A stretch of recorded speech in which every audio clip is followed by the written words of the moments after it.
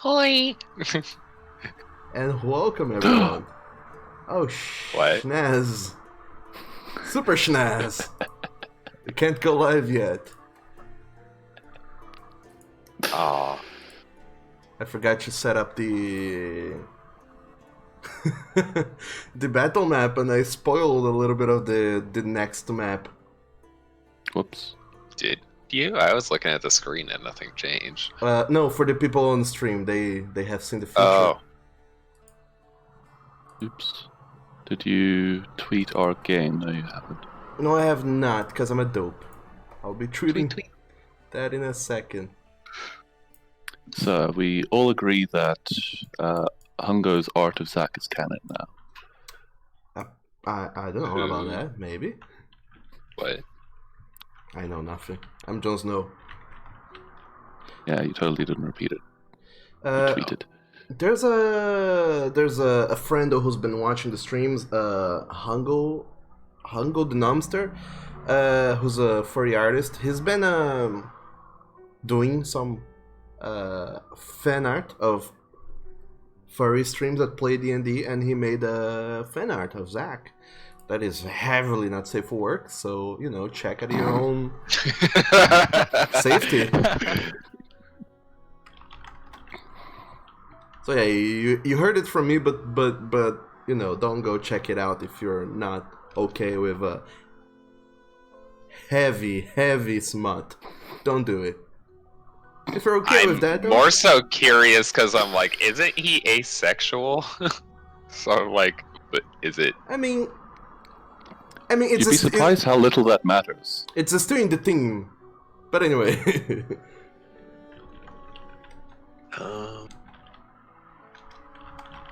Alright. Oh, I think I see it in the Not Safe for Work channel on Discord. Yep. Yeah, that it's also there. Is it which one is the not safe for work art by Others. Okay. Meanwhile, See if I'm. Oh, okay. Meanwhile, I'm still. I just tweeted the game, and all of this is live. So there you go. Welcome, everyone. Great. Sorry for that bit. The real reason his movement speed is low. Right. Oh my. Let's stop with that now. So, As much as I brought it up. last time around in Conquerors of Nolyn with Team Red, you guys are red. So you were in Redemption, after which you figured out that a friendly enchanter of yours had been mind-vored by Ravrov's Book of Shadows. I think that's the term. Then you further on to see what you could do about that and what is next on your task of things to do. After talking with your enchanter Feldwang, whose name you discovered recently, because then he was, you know, too forgetful about certain things to remember to conceal his first name. He told you all that there is a city. Well, he didn't tell you much about the city. He just told you that there is a city in the far south by the name of Baal Naam, where there is a cleric of he didn't tell you much more than that. He just told you guys that there's a cleric over there, and that this cleric is possibly capable of recovering his memories, which immediately caught Ravrov's attention because, you know, who doesn't want to have memories? And then you started to make plans on how you can go about reaching said southern continent and city. Thinking about your possibilities and opportunities, you found out that the guild can take you as far as Waldhaven, but after that you will have to pay, and that's no good. But one of you have friends in quote-unquote high places, and decided to ask them for a favor of taking you places. They decided to, the pirates from the Maelstrom decided to indulge you so long as you help them with a thing. They apparently have all sorts of salvaging and pirating, well, not pirating per se, but salvaging and exploration gigs and jobs in this channel north of Redemption, but they can't go much further west because there are sea creatures who keep blocking that passage. Creatures that they have referred to as the Marrow and the Yuan-Ti. So they asked you to go over there into their lands and talk to their head and try to broker some sort of deal which allows the Maelstrom to go through their lands unmolested. Well, lands, quote unquote. Go through the canal unmolested. And then you decided that, well, might as well go and do that. So you jumped aboard the Maelstrom, followed the Chu, Tijakwi, and Amasuid through a day of travel all the way up to the Western Dragon's Pride channel. They let you go a little bit far away, and the remainder of the path you traveled by boat, which then got boat wrecked, I guess. Sorta. The boat flipped and you all were jettisoned out of it into the beach, and as you stood up, trucks went by in the avenue. As you all stood up, you realized that you were not alone. 3 Merrills suddenly attacked you, and boy oh boy, some of you all almost died. Twice, even. Again. But For the umpteenth time. through luck and tactics and more luck, you all managed to defeat the Merrills in a camp on a nearby islet to recover and decide what's next in this daunting adventure that you have been going on to. And that is where we left off. So, Team Red, the 5 of you find yourselves in this little island, surrounded by corpses, and still hurting quite a lot from your previous battle encounter that pretty much just happened. So, tell me, what are you all doing? Didn't Ravroth and Hauser eat a bunch of good berries or something? Yep. Yeah. Your HP's still that low? We didn't see you many Well, points we healed. I was saying we needed to take a rest. Yeah, At least a short rest. I was gonna ask about that. I was just checking people's HP beforehand, and I'm like, that looks pretty low for people who just ate like 50 good berries. I think we decided to do it, but we didn't actually do it yet. Yeah, There's 48 good berries they can split between each other. Mitra is actually going to ask to take 3 of the good berries just to keep on her, because those are relatively more effective for getting people up when they go down than a med kit. Yeah, that's a good call. I should take some too, on top of the ones to heal right now. Yeah. By the way, how much do they heal? Just 1 HP. They won't be any good after the next few hours, though. Well, I mean, chances are our next conflict is in the next few hours, so if after that we come out valiant, whether by deal or slaughter, then we can just munch a few of the berries before their magic fades. I thought we were going to sneak into the woods and take a long rest. No? So I'm guys, pretty sure we have maybe- like a ship waiting back at. Well, you do have a ship waiting a few ways away, which you could try and reach as soon as you you have already unflipped the boat and made sure that it's secured. But well, you would be a ways back until you get to the boat, and the boat did leave with some supplies, some of which is healing supplies, but you won't be able to make a long rest until tonight, because you can double long rest. Okay, so why don't we split some of the berries we have? I can make some fresh ones, and we can take a short rest and move onward. How does that sound? Nitria just wants to take 3, just basically as, let's use these instead of our expensive healing potions to get people up. Okay. So I will take the old ones for healing myself and Ravroth, and then we create new ones, and we take like 2 each, just for doing what Nitria says. Okay.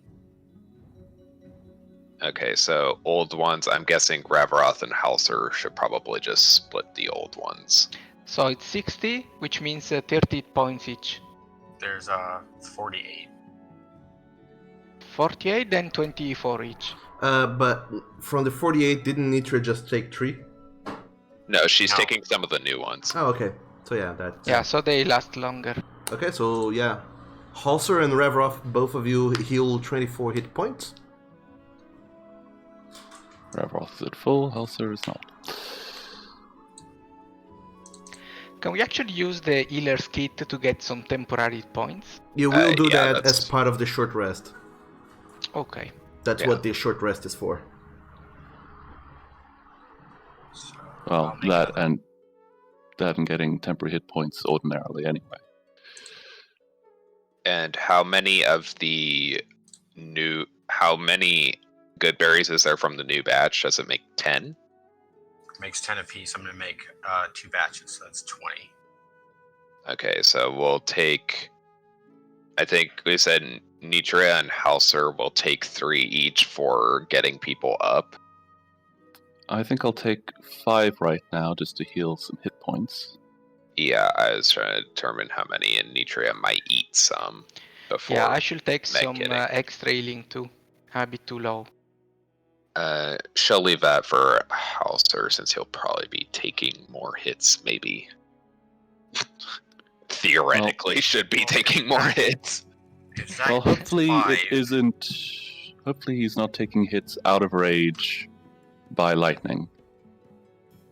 Zach, Yeah. why don't you take your 5, and the rest of us take 2 apiece for you guys. That leaves 7. I can give a couple more to Halser if you want some. You want another 5, Halser? Okay, I hit 5 of them and take 3 for my inventory. 2. Okay, Everybody 2. everybody should have 2 at this point to carry around with them for the rest of into tomorrow. Okay. Like tomorrow morning, I think they'll stop working. Don't they last like 24 hours? Yeah, but Yeah, we're they last better for than halfway 24 through the hours. day. So they'll last until now, tomorrow. Yeah. Yeah. Boo. Stupid freaking roll. Why did you choose your wizard hit dice? Of course it's gonna be shit. Well, no, I'm doing more than 1 hit die. I just want to use the wizard one first because you get back half of them on a long rest. And so, like, I don't care as much about the wizard one. So if I go over, the wizard can be the one that I just don't bother recovering. Wait, are you rolling hit die for temporary hit points? Yeah. You can only roll 1 hit die for temporary hit points. Wait, then Because they what don't do you stack. have? What do you have multiple hit die for then? Healing potions, death saves. Yeah. Oh my god. Okay. So we're taking a short rest now. Yeah. Never mind. I will use a different hit die then. So all of you Wait, what? Oops. Not that. I did. it's okay. Fuck it. 6 it is, I guess. Better than 4. Worse than 7.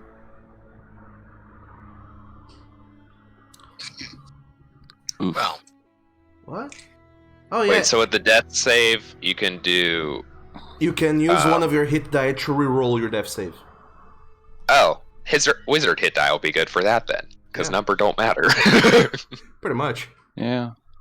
Also, you can spend another one in case you rolled a 1, in which case your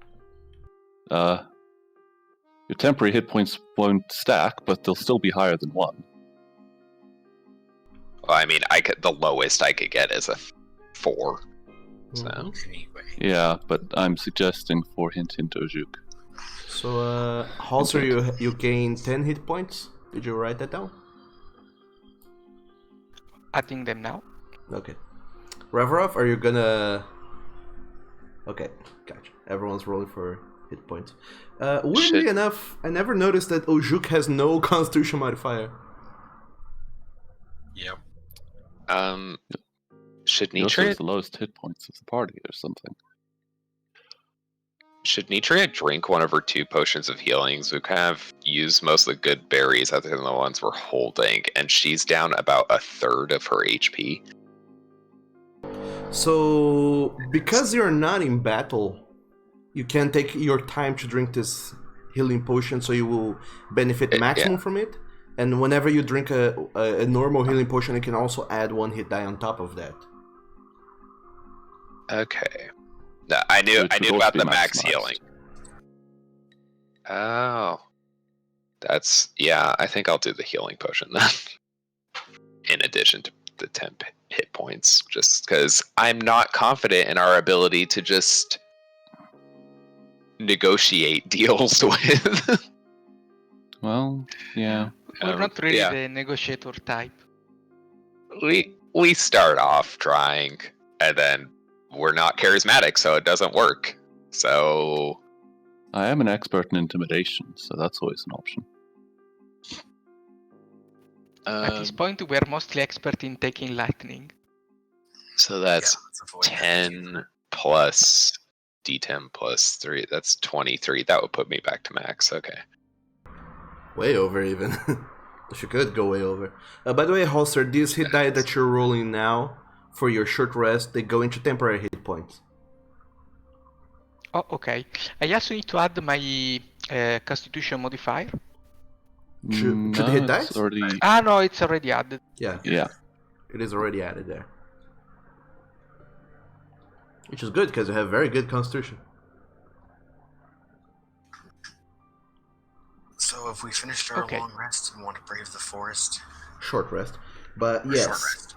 There we go again. you stop for a moment, rest, and also gather yourselves a little bit. At some moment last session, I remember someone mentioning something about tasting the fishman that you just killed. Making sushi out of them. That was Nitria. She didn't actually harvest it off of them. They exploded over the top of her and got all over her face. So she just tasted it off her face. Yeah, when I don't remember exactly what happened, but one of them exploded and they became giblets that splattered all over your face, Nitria, and they taste like rot. They taste like rotten meat, and you find that very odd because for creatures that were alive just seconds ago to taste so rotten and putrid, there's something wrong with these creatures. Science.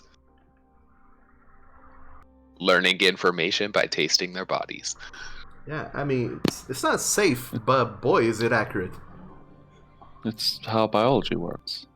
You have to make all the notes.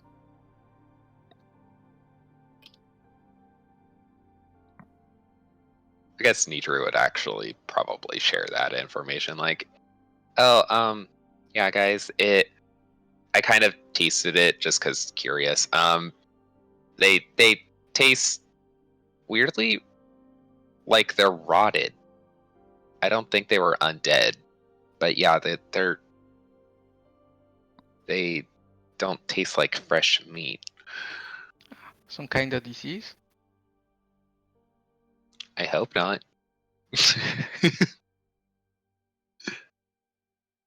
Cards, Mr. DM. That is yeah. right. You need / deserve cards. So we need cards. Yeah, we need cards. boy, Well, I know it. mean, I always end up. I'm like, this thing's about to kill me. It's fine. Investigation checks for loot. Card time. So I mean, I didn't use my card at all last week. yeah. So because we are changing rules on the fly Ooh. every single goddamn day, the cards rules have changed. No. It's the same thing, but if you have a Joker, the Joker is super good because it counts as a crit, or it can cancel a natural one that you roll. That's You have nice. to tell this after I lost the Joker the other session. Damn it. Well, we had both Jokers last session. Yeah, And we the did queen. have good jokers. What's the queen worth? 11? 10. 10.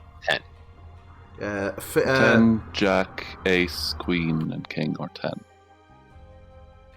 Okay. Yeah, non-numbered cards are worth 10. Joker is good. And theoretically, there should only be 2 of them in the whole deck, and yet... And yet the entire deck is made out of 52 Jokers. Right? And 2 Aces. Mm-hmm. So... yeah, you take a short rest, after which you stamp out the fire of the small little campfire that you made, for reasons. And then you all stand up and ready yourselves to keep on going. Because as you are still by the beach, you imagine that you have not yet reached this UNT civilization that the people from the Maelstrom spoke of. So what are you doing? Actually, that reminds me. Can we make a check to know what UNT are, or is this like common knowledge as a general race around here? Or... Oh boy, make a history or religion check. I think I'm good at history. I am good at history. Probably not today, though. Yep. Oh, Quickly, add your card. Fuck no. First thing in the game. Give me a I can't dagger. believe I that rolled Master knows 3. more. That's sad. Nitria, as you were, well, Nitria and Halser, the 2 of them think to yourselves, what's up with these UNT people, anyways? So you think about it, and the only things you remember is the people on the boat speaking. Well, they kind of told you guys a thing or 2 about whatever you're gonna find in this land. They're not gonna throw you into the wolves without saying a thing. They have told you that the Marrow are nasty fish people who, well, they're nasty, and you have had first-hand experience with them. The UNT, they say that are snake people who are kind of sort of deceiving, full of deceit and such. But aside from that, everything else that they tell is tricky because you're not entirely sure if they're going off high sea tales or if they're factual things that you can use or not in your adventure, but that's about it.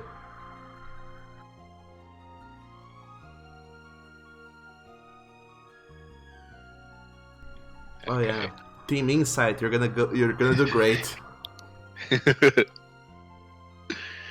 We're fucked. I mean, we don't have to believe them. It just means we won't believe them when they're telling the truth either. Yeah, it's true. I guess if we're generally distrustful of them, then we just wouldn't be able to tell if they're telling the truth or lying or not. Yeah, it's gonna be great. So, oh, you. Yeah. So the lightning-bearing creatures are dead, and you are all ready and set to go. So, what is your destination, people? The one shooting lightning, did they have like a staff thing? I forgot to ask about that. I saw in the art they had like a trident-looking thing, I think. But I think was that a thing? I think I might have asked before, but no. The staff is just an arcane focus. Their powers were innate, you guess, because the staff seems to have no special properties of its own. Okay. It had all the powers of a stick. Yeah. If memory serves, we need to head northwest, more maybe even more west than north, into the forest and across, trying to find these guys.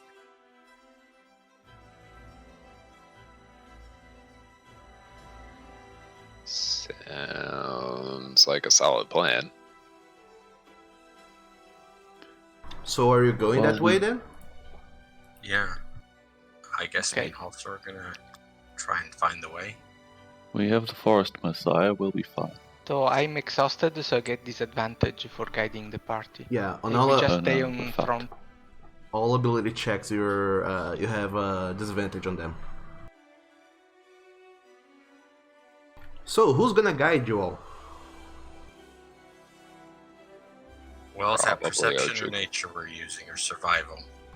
This would be survival because you don't know the path. Yeah, I really don't know the path today. Wow.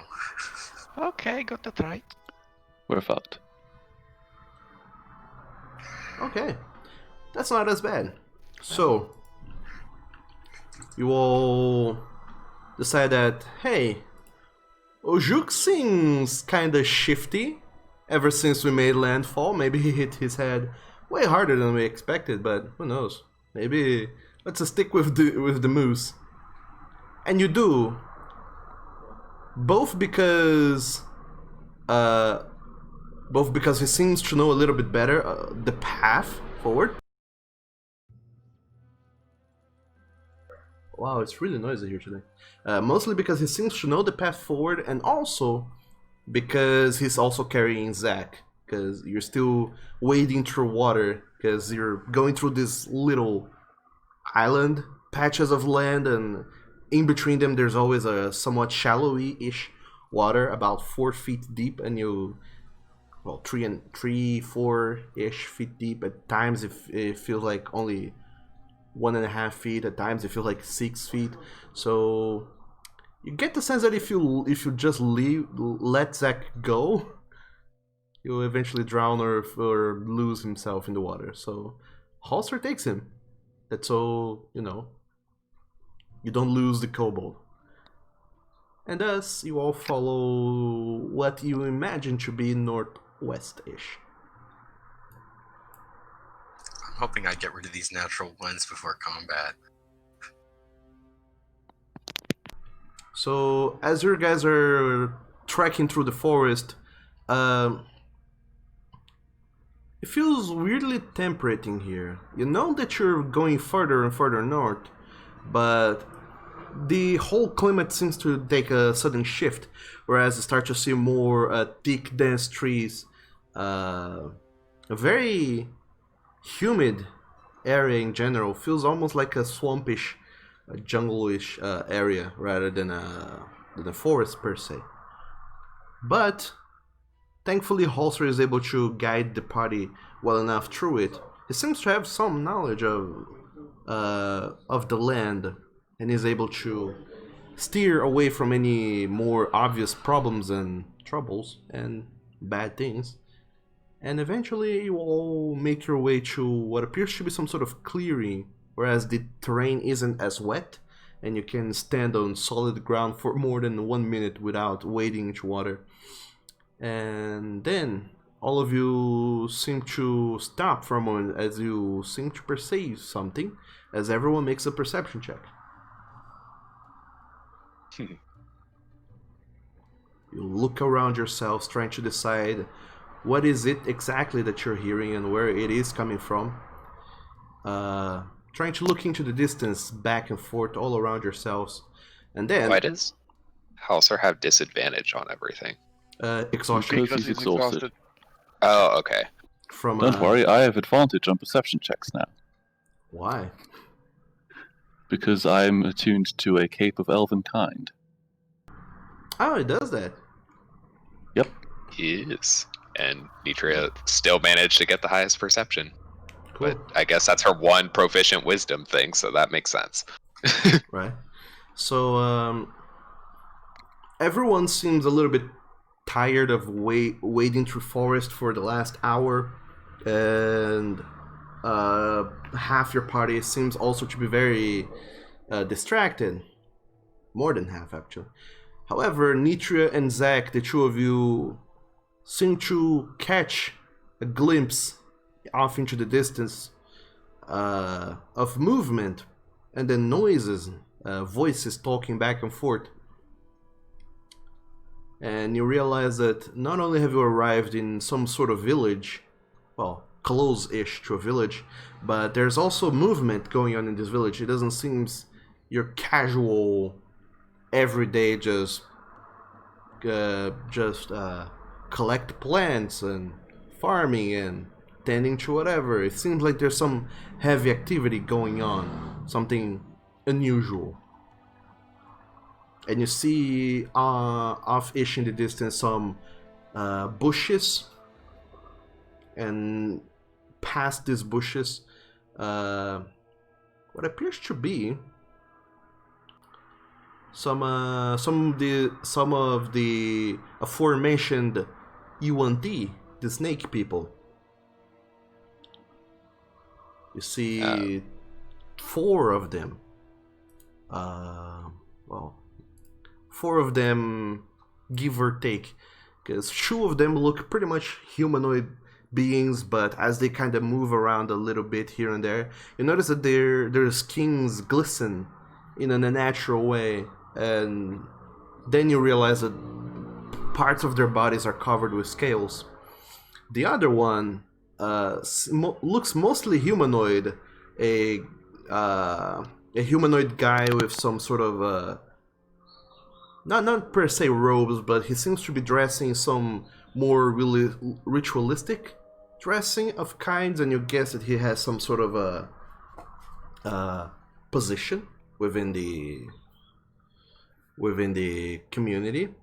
But what's most striking is that he has not a human head, but instead he has a snake head. And talking very audibly to this guy. You see another snake woman that has the upper body of a humanoid, but the lower body that is just a long snake tail. That is appropriate to the size, of course.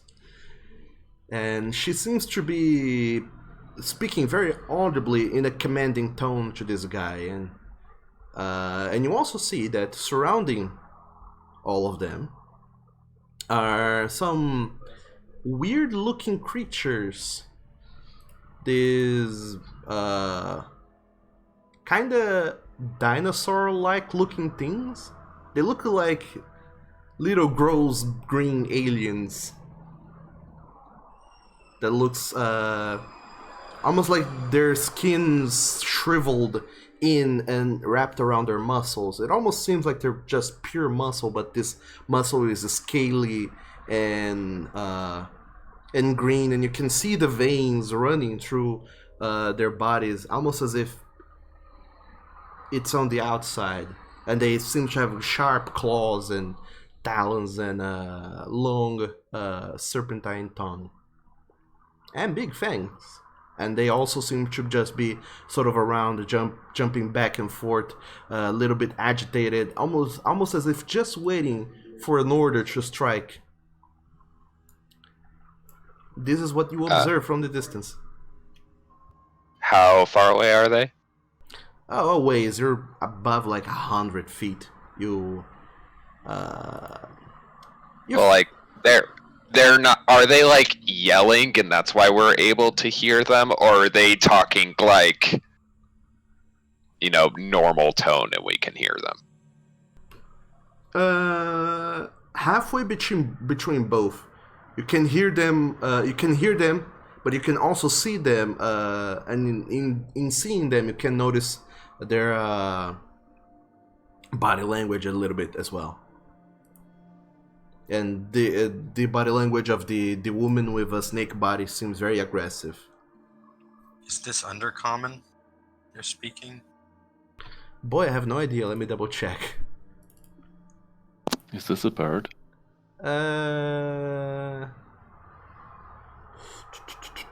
I would say that Nitria and Zack understand what they are speaking, because they're speaking in Draconic. Not Language of the reptiles. obvious Dragonborn over here. And Revrov as well, sorry. But you rolled very Revrov bad just- perception, so there you go. Yeah. You noticed so poorly that you don't even understand Draconic anymore. If they're speaking Draconic, Nitria will just like slowly like put her hand up while looking towards them and just be like, "Hi, we're here to talk with the Yuan T." So, Nitria, you decide to move ahead to approach them peacefully with your hands up, and I would like you to go ahead and make a persuasion check with disadvantage, because why not? Because why not? I mean, Checks out. Yep, totally going to go well. Wow, that Oh no. jacks shit up. Oh no. Maybe it's card time? This is so fucked. Why did she have disadvantage? She even put her hands up so they knew she was like hostile. well, mostly because, you know, you're showing up with a group of people, none of you are natives, and they already seemed aggressive and sort of agitated to begin with. And you're flaunting your arms in a snake society. It's just bad manners. Most of them have arms. I'm pretty sure all Yuan T have arms, actually. Yeah. Well, some of them have snakes instead of arms for some reason. So, they all stop abruptly and look back at you, Nitria, walking up with your arms up like, hey. And this one here with the half woman body, half snake body, she just seems to turn towards you and hisses in your direction in Draconic. Oh, we have intruders. What are you doing here? Don't you know it will kill you? If you stick even a step closer, this does not pertain to you. Go back to your towns. We That was forward. weren't here to intrude. We have no intentions of going farther if you don't want us to. We're just seeking passage for a ship through the waters. That's arguably intruding, but don't mind Well, me. She seems to be saying like, "Don't come in our village." And Nitria is like, "Okay, I'm staying outside the village. We're just asking permission to go through, the waters that are near here." All right. Is the rest of the party coming closer towards to where Nitria is? I Because was we have going to no common come up sense, and yes. say we're here because we were trying to, well, pretty much what Nitri said. We're here to try and negotiate a deal to pass through the canal over here. Did Zach just move in front of Nitria? I don't know. Okay. I'm like, are you fucking kidding me right now? I was We're not running here to around in cause. circles. We're not here to cause issues. We just want to. Actually, we kind of just want to be on our way. However, the canal is blocked to passage, and we were hoping to, well, as I said, negotiate a way through. So, Ravrov, you make a persuasion check with disadvantage. And I would like also the two of you, Reverov and Nitria, who are taking part in this conversation, to make an insight check. I turn that into advantage. Or normal. Okay, fair enough. Yeah. Strong insight. Team Inside Go. Team inside a go-go.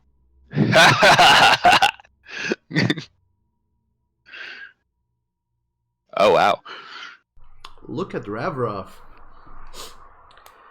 So, for someone who was very absent-mindedly watching the skies and the birds and wishing for some sort of normalcy and dryness, just a minute ago, now you're fully into this. You're committed, and you look at them and you're just kind of doing your best to seem as friendly but also imposing as you can, using your forceful presence to take an edge in this whole negotiation.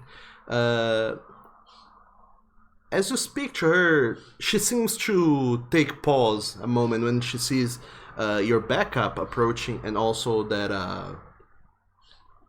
all of you are well armed. She looks at you all for a moment.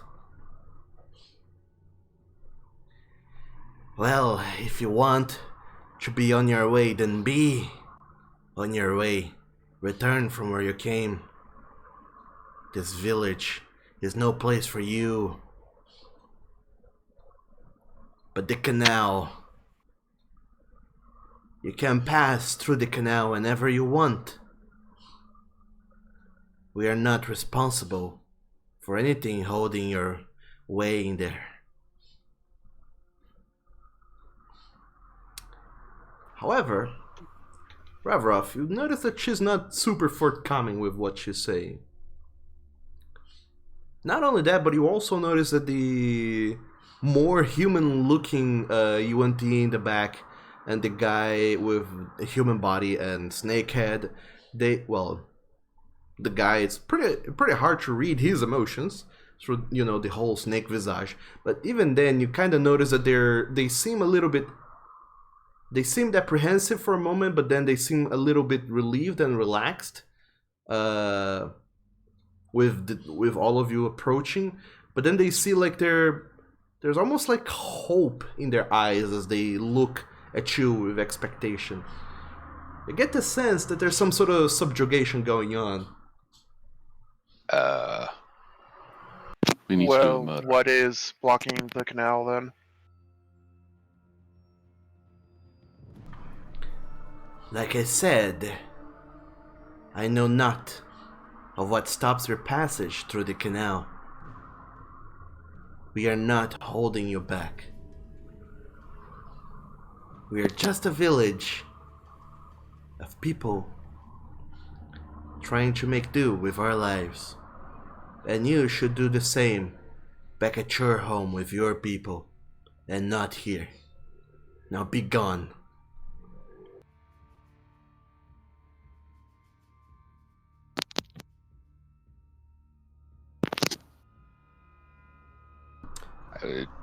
And with that, Nitria at this point is confused. At this point, she just kind of waves you off with a gesture of her hands, and you notice that one of the little creatures seems to just step a little bit closer to you all, not too much though, and just kind of keeps hissing and snarling, or mostly hissing, your way, trying to kind of shoo you off. It just seems that she is not intent on, making any sort of bloodshed with you today, thanks to Reverov's forceful presence. But what are you doing? Also not inclined to help us.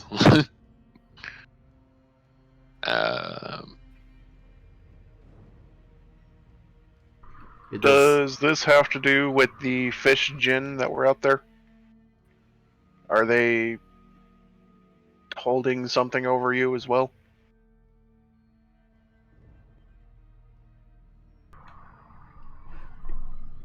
Is it the marrow you speak of? Potentially. We had to dispatch 3 on our way over here. You notice a twitch in her eye as you say this, and she seems to look a little bit with more attention to the whole 5 of you. She thinks for a moment and say, "Well,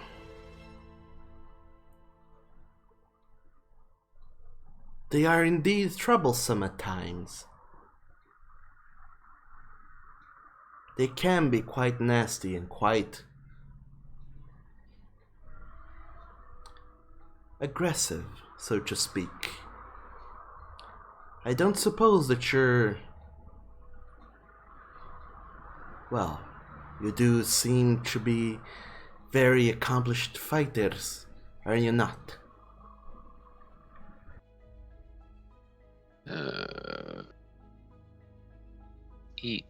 Yeah? Is there something you guys needed help with? You could say so, yes. We need help with the marrow. They are very problematic. And if you could solve that problem for us, you would also be solving your own problem of what is stopping you going through the canal.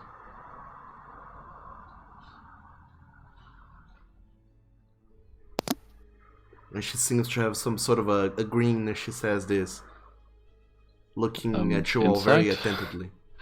Sure, go for it. Okay. Someone with -1 wisdom. Hooray! Team Inside a Go-Go. Zach, you try to look through her words, but it seemed like you only caught them in some sort of a bad day. You're not entirely sure what was going on before you got here, but it seems that as soon as you did get here, they were mostly defensive. But as soon as you started talking and didn't have any sort of forward aggressiveness towards them, they seem to relax a little bit. And they are more cooperative now. To the point that they seem to want to broker some sort of deal with you and your party. Well, with your party and them. Some sort of collaboration, and you think to yourself, huh? Okay. This couldn't go wrong.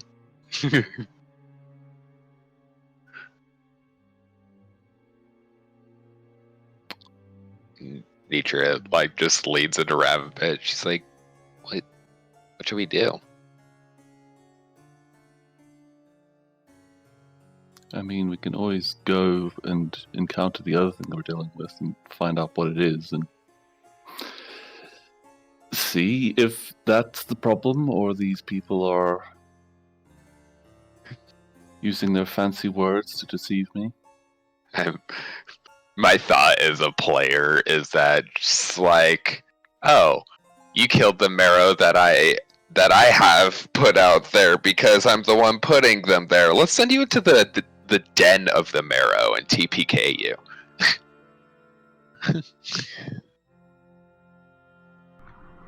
I mean, It's like honestly my Definitely a first thought. possibility.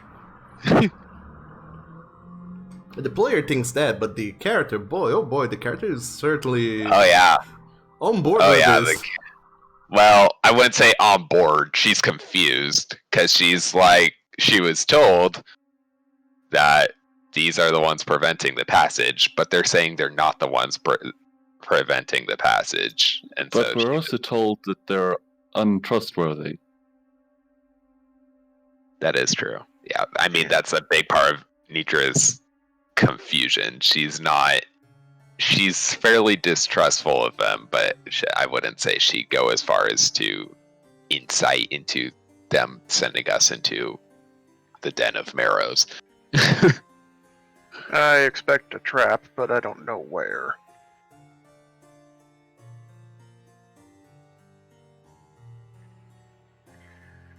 We're about to die. So where is this marrow den? Where are we supposed to go? There is a shipwreck south of here. If you follow that shipwreck pieces under the sea, you will find a cave. That is where they lie, and where the bulk of their force is.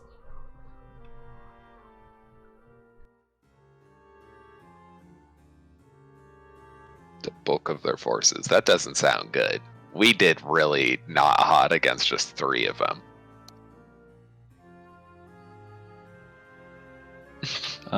Did we come from the south? They We do came come from the. Yeah. You guys did came from the south, yes.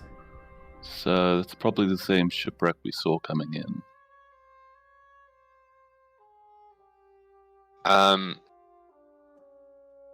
Nitra's going to try describing the spot to them just to see if that's a spot. Actually, yeah, no, she'll do that. Yeah, Nitra will be like, is it a shipwreck next to a small island type of thing? As you described the shipwreck, she just seems to nod vehemently, like, yes, that is it indeed. Follow the shipwreck pieces down to the ocean floor, and you shall find an entrance to the cave where they lie. They will never expect you to strike at their home. I see a also problem don't here think- where several of us can't breathe underwater. Yeah, it's like basically none. No, can any of us breathe underwater? Like literally any of Nope. us? Don't think so. And I'm guessing nobody has water breathing. Depending on how, well, I guess Neutral asks, how deep down is the cave? Well, not much. But our folk and their folk are good swimmers. Depending on how good of a swimmer you all are, it's not too deep. Oh, we're all right at swimming. It's more so the Nitra gestures a little bit around her head, the air thing. I shouldn't be too deep for you. You should be able to make it.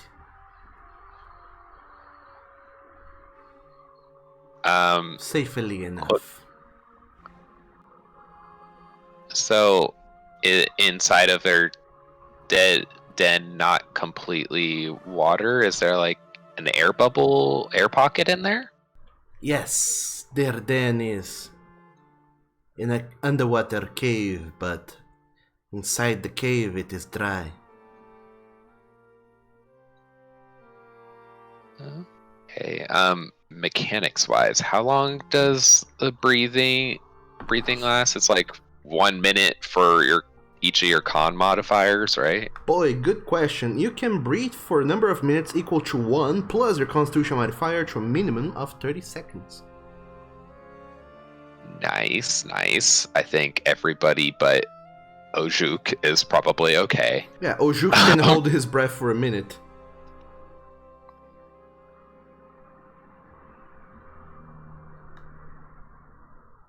And you imagine that if you're well, if you're good swimmers, you don't even need to hold your breath for 1 whole minute, according to what Well, they're saying. Well, I'm also processing. If it's not that far down, Nitra might have a means to just lure them out. which would probably be more ideal, considering what Rav is saying, that we're not all super adept for this scenario. But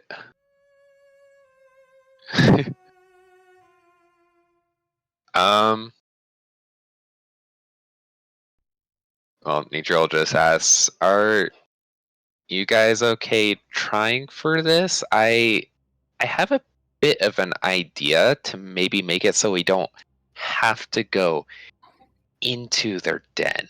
Because even if we're all good at getting there, which I don't think we are, I don't like the idea of going into their den. I'd much rather pull them out. Well, I don't want to fight them while swimming at all, so that's probably Yeah, an we'd be idea. at heavy disadvantage. I mean, it's their home, it's underwater. It's very easy to be a trap. And Nitria is thinking a little more along the line of minor illusion shenanigans. Well, all we have to do is cast water walking on all of them, and we're good. I think you're allowed to will water walking away. I think it's also selecting willing creatures.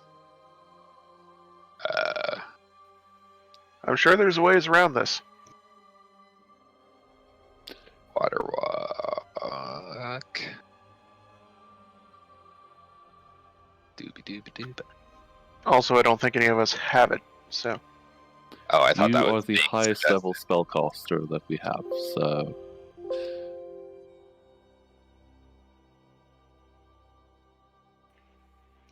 Wait, we can force feed Ojuk and push him into the water. Oh my gosh. That creative solution. I still think we should try to lure them out first, but that is a really good backup idea. Wait. let's just swim in, Okay. throw all the beads of force at them, and then pull them out, and then dispatch them one by one. Flawless plan. Well, you could also, depending on the size of the cave entrance, you could just make a sphere of force appear inside of it and block off the entrance once a few of them have gone away. It lasts for a minute, so we have a moment to regather, reposition before next wave, and rinse and repeat. Yeah, I think we have methods to do this aside from going into the lion's den. So I think we should go for it, I guess. Let's go scouting. It's not like we have much choice, anyways. Nitro will be like, okay, well, we'll go and try and take care of your marrow problem, and I mean, I guess if we deal with them, that means the ship's okay to go through.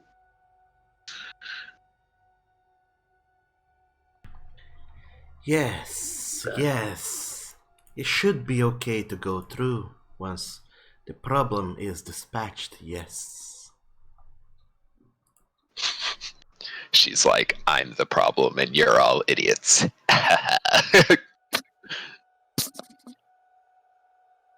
So, as she says this, and you all look at one another, thinking, what is the party going to be doing?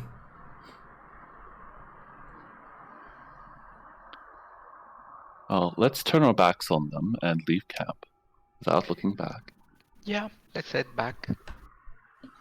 I mean, Nitro would still be looking back just because of probably the little snarling thing that was hoping to jump them. But it's so cute. Nitro does not share such sentiments. Don't forget to add the beads to your sheet Ah, yes. sack. we're gonna go figure out how to deal with creatures underwater. This is gonna be fun.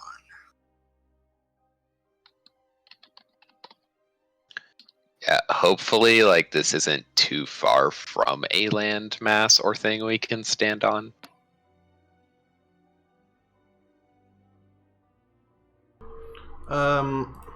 So do you guys make all the way back to the beach, quote unquote, you were before?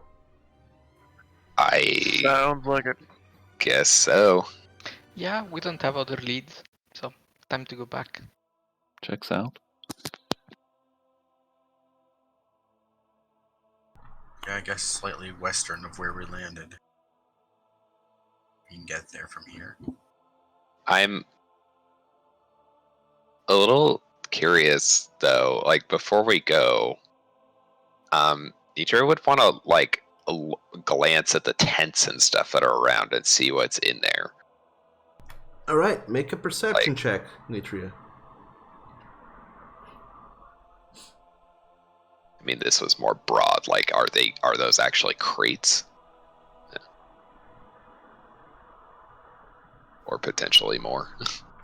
Yeah, you do see that there are tents. In fact, there are more tents here than there are people here. So imagine that there are people from this camp/village that are not here. And you imagine that if they're not here, where in the world could they be? And they do seem to have all sorts of supplies just kind of laying around, either in tarps or in makeshift crates and barrels. Most of which you imagine they salvaged from shipwrecks along the coast. Okay, so it looks like salvaged. It doesn't look like mostly. It looks probably waterlogged and stuff, like it had been sitting in water. It looks stuff. It looks too well made to have been made here in the wilderness, with the supplies that they have here on camp. It is wet, but exquisitely made to the point that you imagine this was not made here. This was made elsewhere, in a place where people can actually make crates and barrels and such. But does it look like it's been salvaged and therefore deteriorated, or does it look like it's been plundered? Yeah, that's more so I'm going. Both. Or both. Yeah. There are things that look almost new, as if it was plucked from a ship, and there are things that look a little bit rotting and kind of almost wasting away. That you imagine this was taken a long time ago, but some things they look too recent to have just been there. Okay. Nitria is going to wait, and she's gonna wait to mention this to party till we've walked away a little bit, and she's gonna be like, guys, I'm pretty sure that they're getting things from the ships. Some of it looks like they retrieved it. Other stuff looks new. Well, if the Marrow are busy wrecking ships for the reasons Marrow do things, apparently, there's no reason why they had to wait before looting things. They don't have to kill the people, but they can certainly take advantage of it. Well, but if the Marrow, if it was just the remains of the stuff from what the Marrow do, then wouldn't it all be waterlogged and messed Depends up? on how fast they get to it. Nitra, it almost sounds like you're suspicious of one of them. I'm not completely sure, but yeah, I don't know. She's saying that they're dangerous and stuff, but if they're dangerous, it kind of is like, why do they have the newer stuff? Do Marrow like things, or do they just break the ships to break them? Well, the other thing is, say the Yuan-Ti are the cause of this, and we kill them or whatever. What's to stop the marrow that may or may not exist from still being a nuisance? I mean, yeah, that. I still think that the marrow are worth taking care of, but We were set here to get a deal or end the threat. But if they're getting supplies from the marrow's attacks and we get rid of the marrows, why would they want us to get rid of them?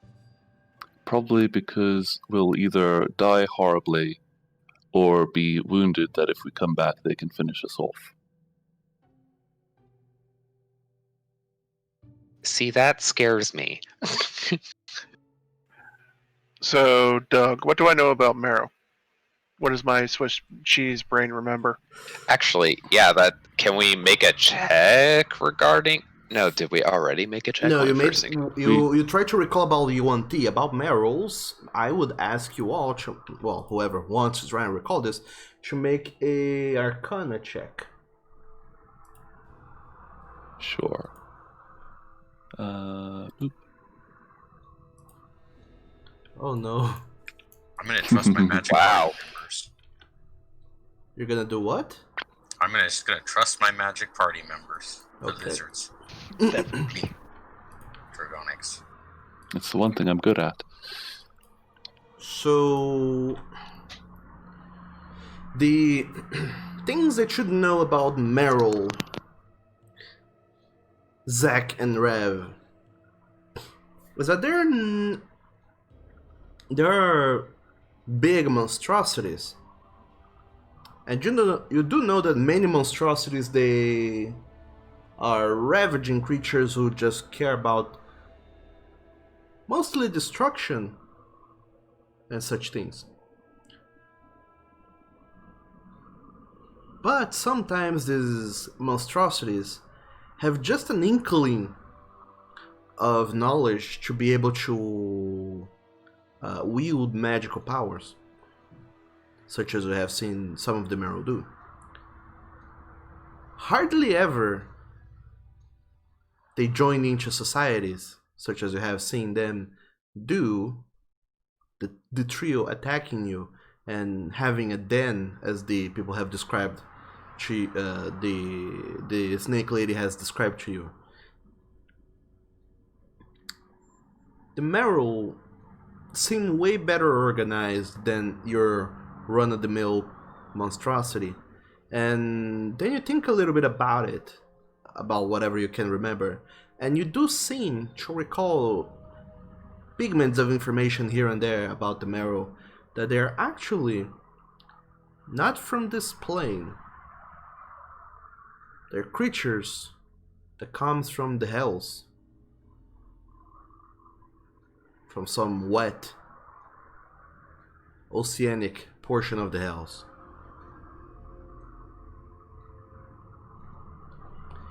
And you imagine that if they have some sort of den here,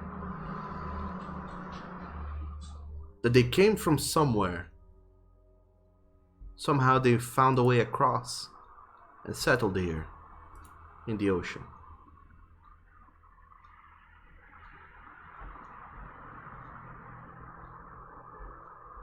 But do they loot?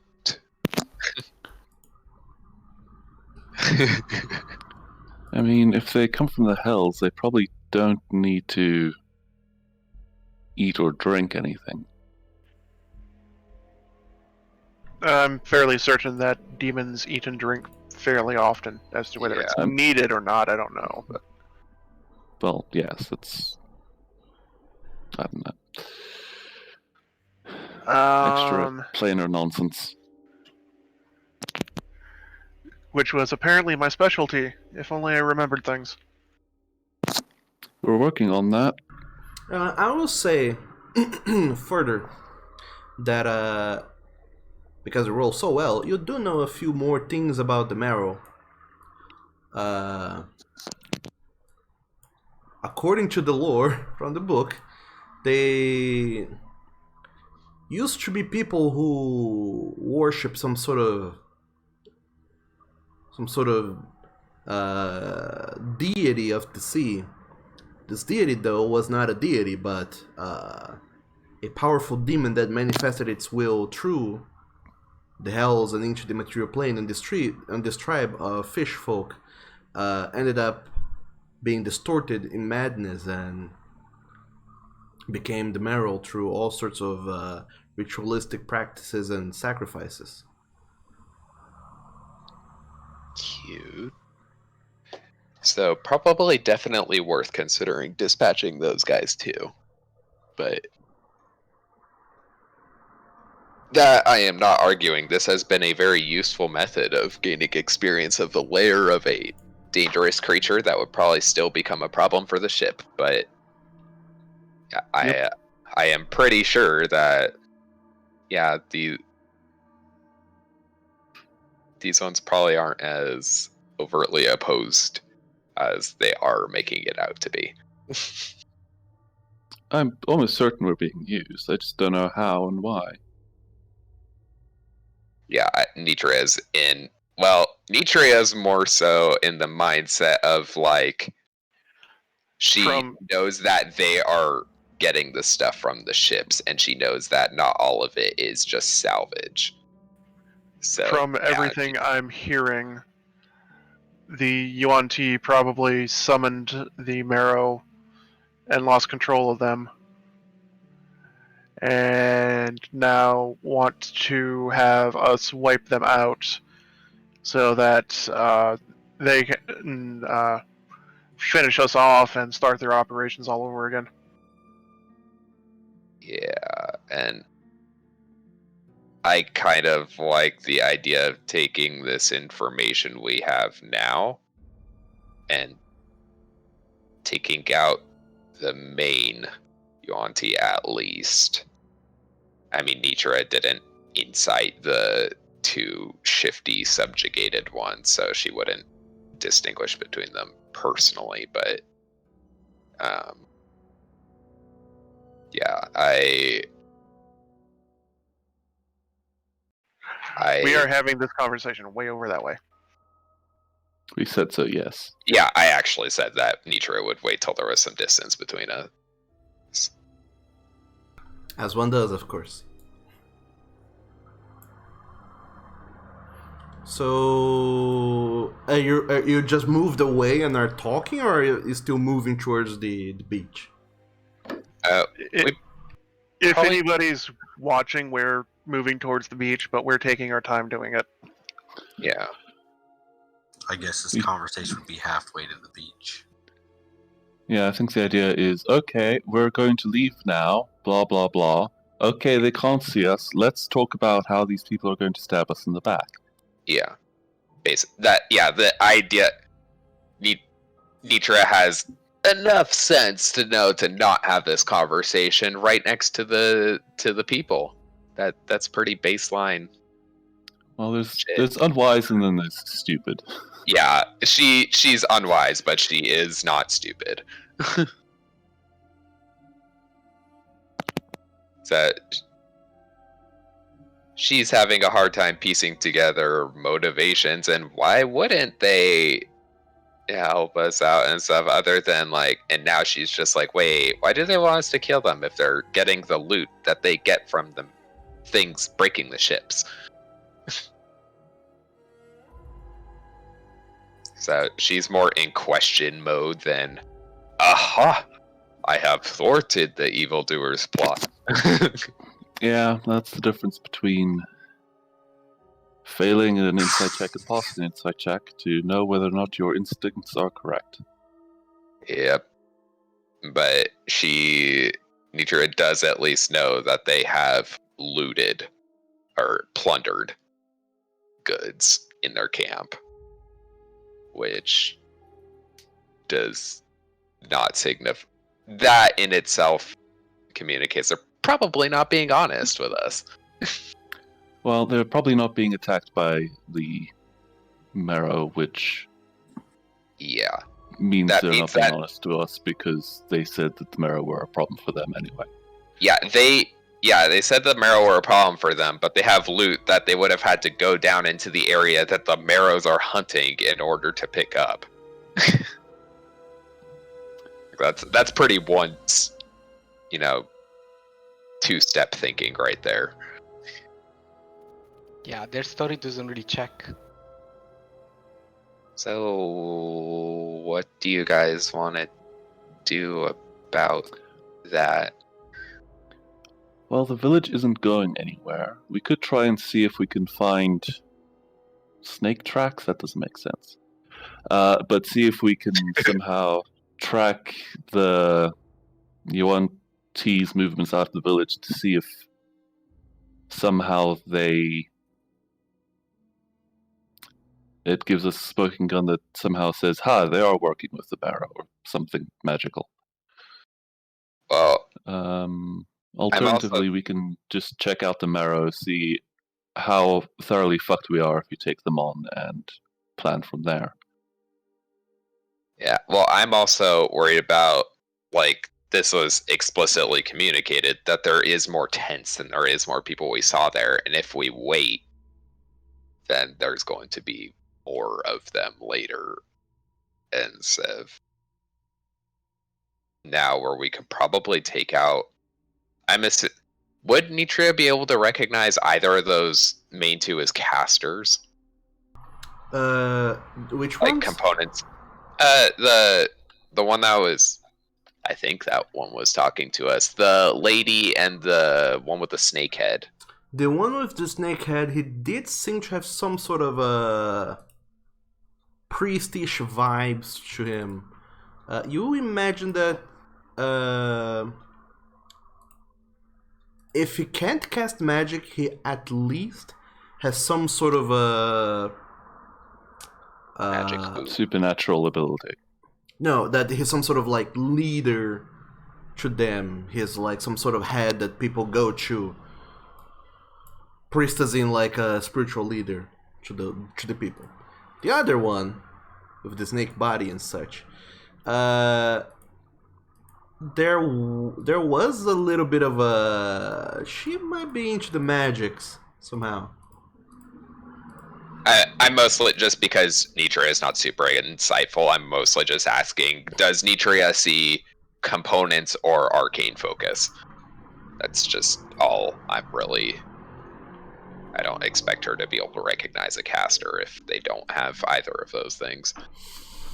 No, she did not seem to have any sort of components or casting things, but Nitria saw her and saw the way that the little lizard creatures, little monsters, were sort of following her commands without she actually issuing commands. So imagine that she has some sort of a mental control over them, or is able to control them in ways that you would describe as, yes, magic.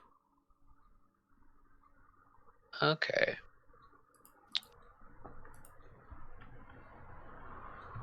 Yeah, I'm mostly thinking, should we attack these ones now, because we know they're smaller in numbers, and especially now we could probably get a surprise attack on them. Because if their leader is here and they don't have all of their numbers, this is kind of an advantageous point. Whereas with the marrow, I doubt there's ever going to be really be an advantageous point, and we will only, if we go and fight the marrow now, we will only be disadvantaged by being fucked up by that fight and potentially having more people back in this camp. It's kind of a double buckle down on fucking us over. So what, we want to double back and say we couldn't find them and seek more information about them to get close? I'm thinking a little more surprise attack? Yeah, I'm thinking a little more Nitria could hit something from... Shit, she has a longbow, so she could hit something from quite a distance away. I mean, obviously there's a forest, so not obscenely far away, but far enough that she could jack him up Remember, decent my amount. effective range is like 60 feet. Well, yeah, I'm suggesting that probably Nitria and Ravaroth get them from far away, like we do 120 feet. And then after that, they'll probably come towards us, but not be able to get to us right away. I mean, they are in the open, and if we hide behind trees, Yeah. we are in an advantage. Yeah, exactly. So I'm thinking it's probably a smarter idea to take out these ones first, at least specifically take out the leaders. Are you almost thinking that the first one that spoke to you is somehow holding control over the guy and thus the whole village? I did an insight to be able to be aware of that. Doug says that Nitria would only really be able to insight that she's probably controlling the animals, but Rav, I think, was the one who made the insight that could tell that the two in the upper right were being subjugated.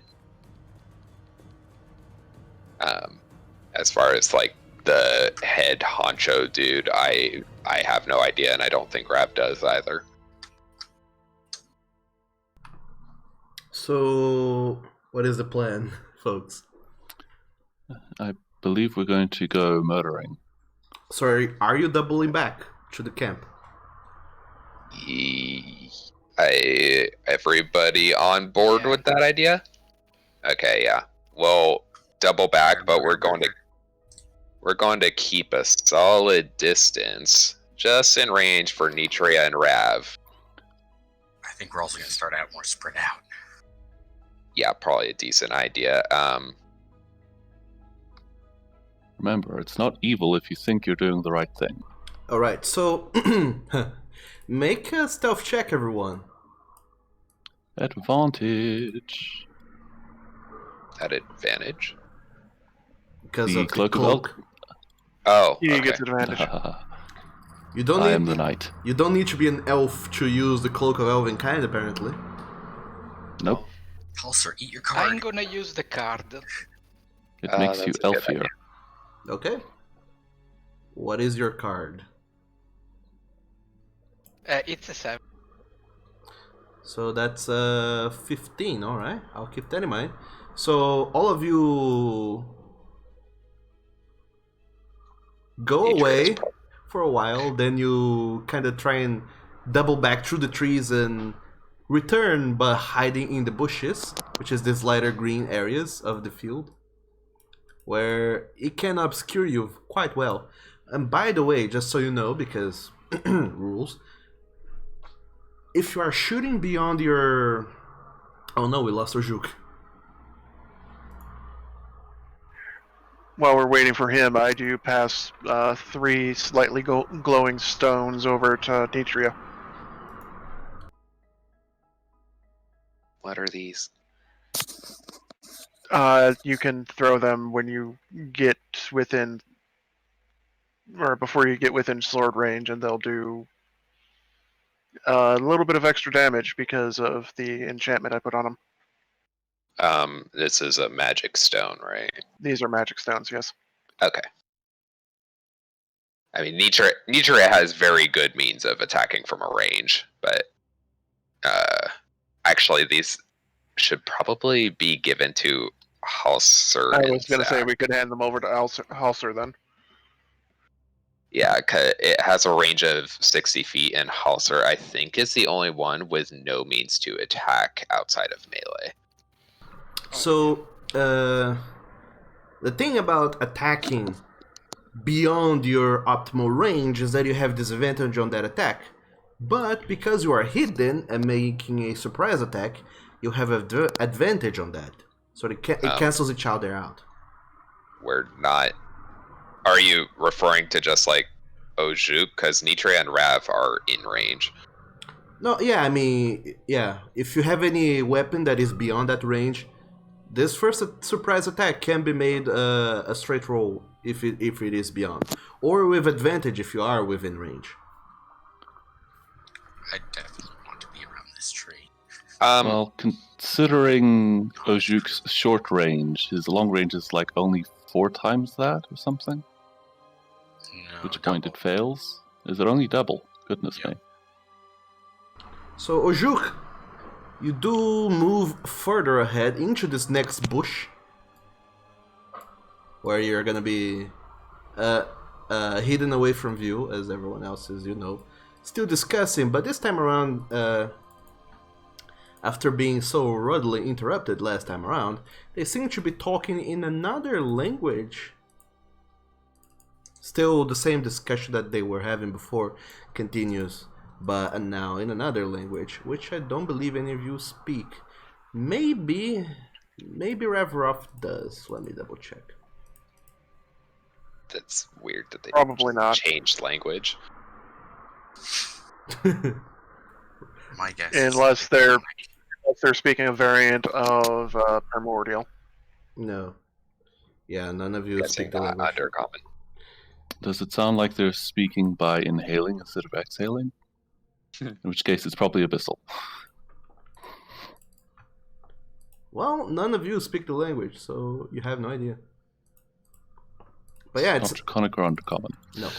It's not suspicious at all that they're suddenly speaking in another language, you think to yourselves.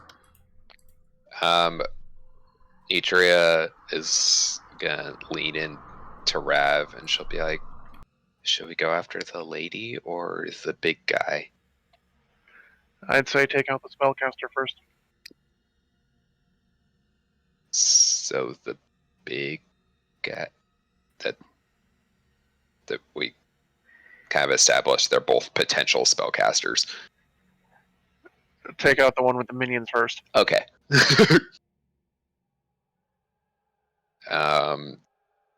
Then we will,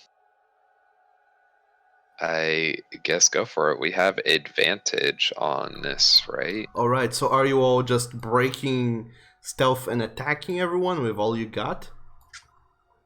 Holy shit, Zach, why are you all the way over there? You have to be within the bush if you're gonna be elsewhere. Oh, these bushes. Sorry, I don't understand what these things are. They're bushes. I think we're going to launch a volley of attacks against our target. So why don't you all go ahead and roll initiative, that so I know whom to... I think I will join Ojuk's bush. Okay. Always good to have someone I didn't nearby. realize those were... So, by the way, should I get a ranged weapon? Or I'm gonna use just my javelin for the first attack and then rush? Well, you have magic stones right now, but those only are limited to 60 foot, but I think the javelin's 20-60 as well, right?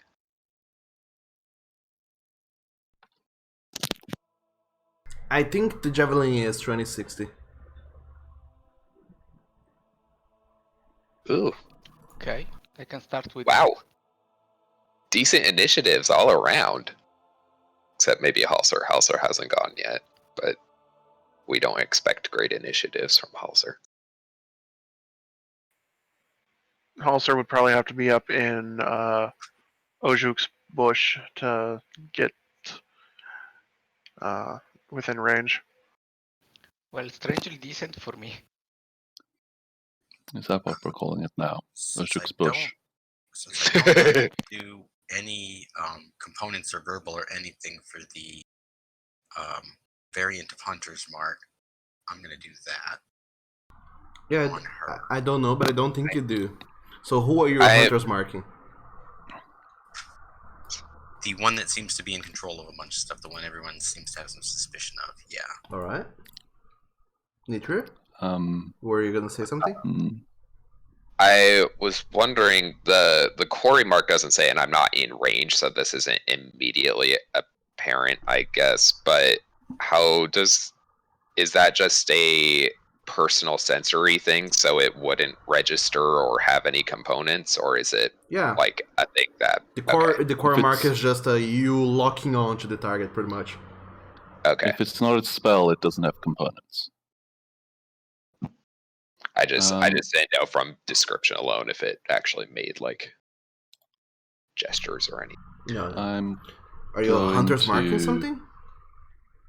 What? Are you quarry marking something? Nitria? I don't think I can. Yeah, I can't unless I move to unless I'm in the other bush. Which actually, Nitria is a melee fighter, so she could be in the other bush. You had the Yeah, I lowest should do spell. the You same wanna thing, push it? honestly. I didn't think that the Alright. stealth rolls. I thought this was just a differentiation between. I thought we just got to choose the bush. No, you can pick and choose. There are 4 bushes. This is also a bush, in case you're wondering, where you can hide in before you just stand up and unleash Actually, your volley I of attacks. think having Zack in that bush would be a good idea. Alright. Yeah, we Oh, could no, maybe Zeus is following me. keep Nitria and Ojuk and these ones, Rav in the bath, Zack and Halser in the closest bush. I like the idea that Halsu's antlers are sticking out of the top of the bush. And yet, it's so well camouflaged. Yeah, it Yeah. just looks like branches or something. Over here. Yeah, Nitria will. I think she's in range now. Yeah, she'll quarry mark the suspicious lady. And Zack will arcane enhance his claws in advance. I've already got 1 oil flask in the sling. Of course, it's not lit. Don't want to draw attention. Oh, Okay. shoot that at her first before Nitria fires. She's not longbowing, she's firebolting. So, alright, is everyone in their positions? Yeah. Yes. Okay. So, yeah. I'll follow initiative order just to go through things a little bit more orderly to know who's doing what. So, Ojuk, initiative-wise, you're going first. How are you opening this volley of attacks on these weird folk? As you all enter into combat, essentially. And then that's weird. Wait, we just got another person.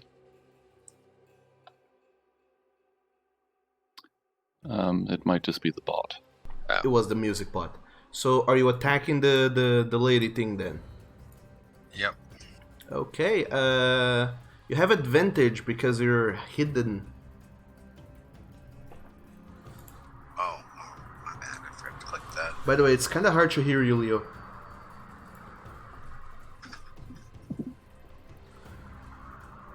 Yeah, I know. I'm a little quiet today. I don't know why. Right, that 23 does hit. Roll for damage on that. Just fight with these later.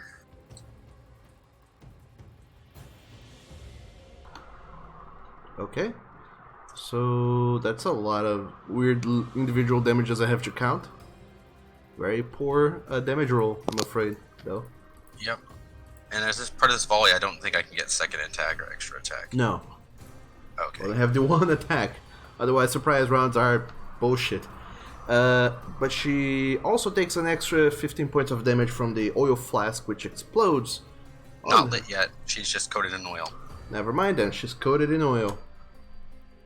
I don't know that I have a symbol for that. Never mind, I do. So Ojuk, you stand up and you toss your sling, which explodes with arcane energy against her, coating her in oil. Next up, Zack. What sort of weird thing are you doing? I'm going to move 30 feet out of the bush and claw at her with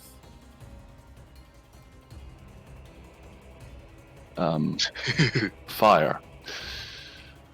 Are you striking her with fire? Yes, well, my claws are on fire magically. Sure. Okay. All right. So advantage, we said. Yes. Okay. Just the one attack, or do I get more? Just the one. Okay. Does that hit? Yes, it does. Mm-hmm. And then extra fire damage from being on oil. Yeah, I know. That's 11 plus 5. Because now she's oiled. And that's your turn, Nitria. What are you doing? She's aiming at a freshly oiled snake with a firebolt. Okay. Make your attack roll, spell attack roll even. 24, that is the 12 from the quarry mark and the base damage, plus 5 from the oil. Alright. Did we agree that the quarry mark also applies to spell attacks? I don't remember that. I guess it does it? Yes. If I it was just the one says- who was like, why does it do that? And you were like, I don't know, it's just there. And I was like, okay. Sure. I mean, if it doesn't specify spell versus weapon attack, then it applies to all attacks. Yeah, it just says when you make an attack against a target. So Fair enough. So, Yeah. Ojuk, you see Nitria standing up, and instead of unsheathing her bow and taking a shot, or rather, her firebolt looks like a bird, by the way.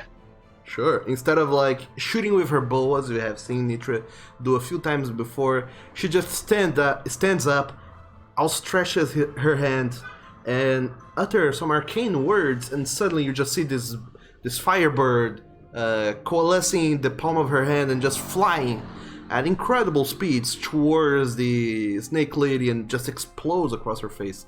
And you think to yourself, Ojuk, you never seen Nitria do magic before until a couple days ago when you returned from the Feywild. And that feels odd. But anyway, Ravrov, what are you doing? Old standby, Eldritch Blast. Okay. It's not fire damage, it's inoptimal. You No. have advantage on the attack. So roll Oh, again. yeah, Should hit that button. Anyway. Du-du-du-du-du-du. If I'm not mistaken, you can take the 5 extra damage once. In a turn. Let's see. No, it lasts for a while, I think. Yeah, but I mean, they can only take an additional 5 extra points of fire damage for being struck with fire. When Yeah, I it thought doesn't that keep was... stacking. No, it burns for 2 rounds. Yeah. Okay, yeah. So now it's lit on fire, and she's gonna take 5 fire damage. Every turn that enters there, or at the end of her turn. Rules are wild, man. So, Ravrov, as you stand up and you Eldritch Blast, or try to Eldritch Blast the snake creature, your bolt just kind of goes wild, spinning in place. Well, not in place, but like through the air, a barrel rolling pretty much. But it seems to completely miss the creature, as she now seems to look back after Zack strikes at her, and so many people strike at her, and she notices the Eldritch Blast coming just in time to dodge out of the way of it. Doesn't he have a second bolt at level 5 and higher? Yep. Oh, I So Same you would action. have made 2 bolts. I would have both made at 2 at advantage. Oh yeah, then Yeah. make your second Let me- Eldritch Bolt. This one actually marked as advantage. Boop. There you go. But as she dodges out of the way of the first, she doesn't sees the second, which hits her right in the face. Yeah. And she takes 11 points of force damage. And lastly, Hosser, what the heck are you doing, man? So, first thing, I enter Rage with the bonus action. Alright. Then I rush next to and attack the snake lady. Okay, go for it. So, and you have advantage for this? Yeah, you do. Just the Okay. one attack, though. Because surprise round. Fun fact, there is no Okay. such thing as a surprise round in the rules. It's a condition. No. Yeah. Yeah, but it means they don't act on this first round of combat, but whatever. Mm-hmm. Okay, so the first with advantage, the second There's only second one attack. Oh, okay. That's actually why I was don't making they that have- specification, because in the normal surprise thing, you can use your extra attacks. Okay. Normally you But the would. dog has ruled that as bullshit, so. Yeah, otherwise they're gonna hack and destroy these people. Just like Halser just did. Cuts down the snake lady before she even gets a chance to act. So you just run up to her and lower your axe into the head of this snake lady that was apparently trying to deceive you all just a moment ago, lowering her remaining 16 hit points to 0 as she crumples into the ground into a snake pile as you lift up your axe and look around to see the somewhat terrified and horrified remainder of the people that are watching this scene. So you thought you pulled a surprise. Right? She still burns though, but all these other creatures enter the initiative, and one of them actually got higher initiative than us. Oh man, that poor dude. That initiative, that's sad. We'll probably be able to take him down before next turn too. Oh no. Poor boy. I think we should try to reason with the people. Maybe kill the whatever they are. Oh, I'm totally for. Nitria, unfortunately, did not notice the subjugation thing, so that would probably be on Rav. Oh, unless he mentioned it. Did Rav mention that when we were plotting this? No. Okay. Well then, yeah, no, we wouldn't know to So good spare luck. those particularly ones. Good luck to everyone. So this creature in the far back notices this shenanigery going on. I'm gonna remove her from here just to make the battle map a little bit cleaner. It's gonna run over here towards you, Halser. And it's going to go and hacking attack you. Oh, they still are hostile. Yeah, they are. The three little things. I'm not sure I about. mean, Well, they're not directed, but yeah, Doug said that she was controlling those three, so they might just be generally ravenous now, maybe. So what it's going to do is it's going to reckless attack you, Halser. Okay. Recklessly attack you. And he's going to make 3 attacks against you. Oh no. So the first is going to be... I didn't roll with advantage. Dog damn me. 16, which misses. Just barely. Phew. The second attack to hit you, Halser,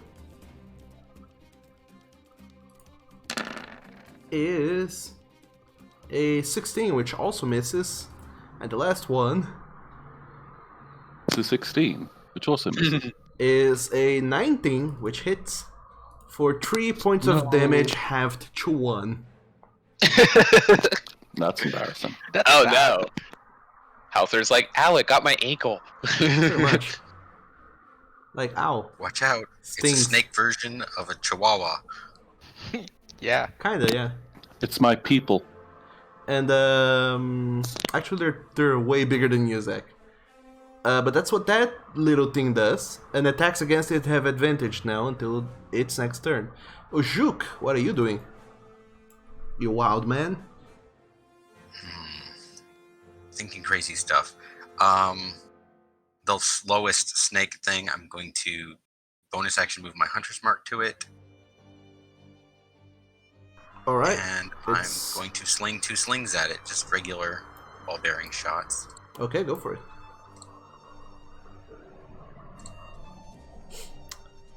That misses.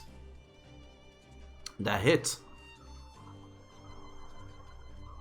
So you stand up and you quickly try to load and fire 2 slingshots. The first, you miss the aim by inches.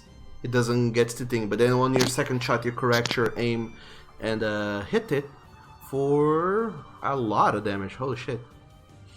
That's 12 plus 3 is 15 points of damage. And what else are you doing? I believe that would be my turn. That it will. Zach. Seeing that the lady is dealt with, I'm going to deal with the next logical threat, which is this one. So I run over her corpse and claw at Sneck 3 times. Okay, go for it. Let's see.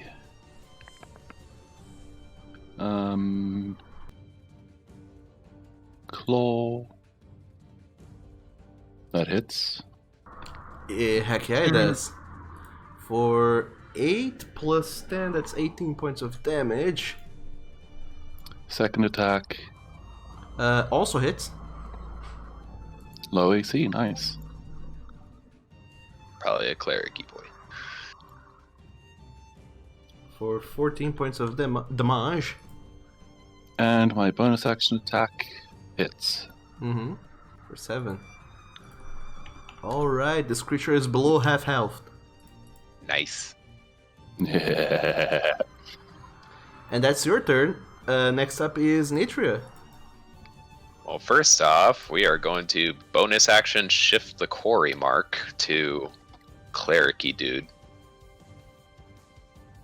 And she is... Oh shit, I just like... Don't mind the movement I'm about to do. My screen just messed up.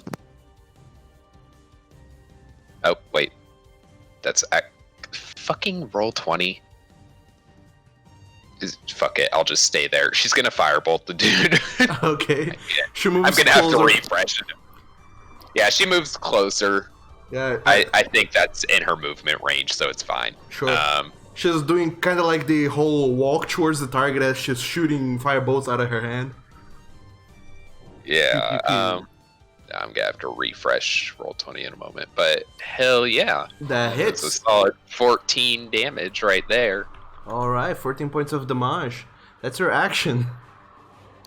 Yeah, that was my action and my bonus action and my movement, so I'll call my turn and refresh roll 20 because fuck you, rolled. Cool. Now is the turn of the other two Yuan-Ti ladies. They will go ahead and let me look at their character sheets. Oh yeah, okay. They are going to go ahead and raise their hands and run away yelling for you guys not to attack them. This is fine. And both of them get to go on the same round, so that's nice. Both of them kind of run towards the tent over there in the back and just cower inside, hoping that you don't pay attention to them. Revrov, what are you doing? I will move closer. Famous last words. 30 is there. And shout out, subdue him, don't kill him.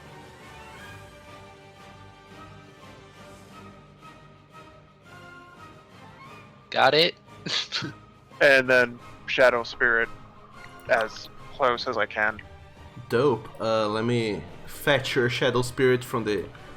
Well, whatever it resides. I don't know where that is, but it's somewhere. The shadow Right here. plane, probably. On the other side is Okay. the thing from Zach. He pops up in there with full health. With the same orders I just suggested to the other party members. So he's going to attack, and I don't have his frickin' sheet up right now.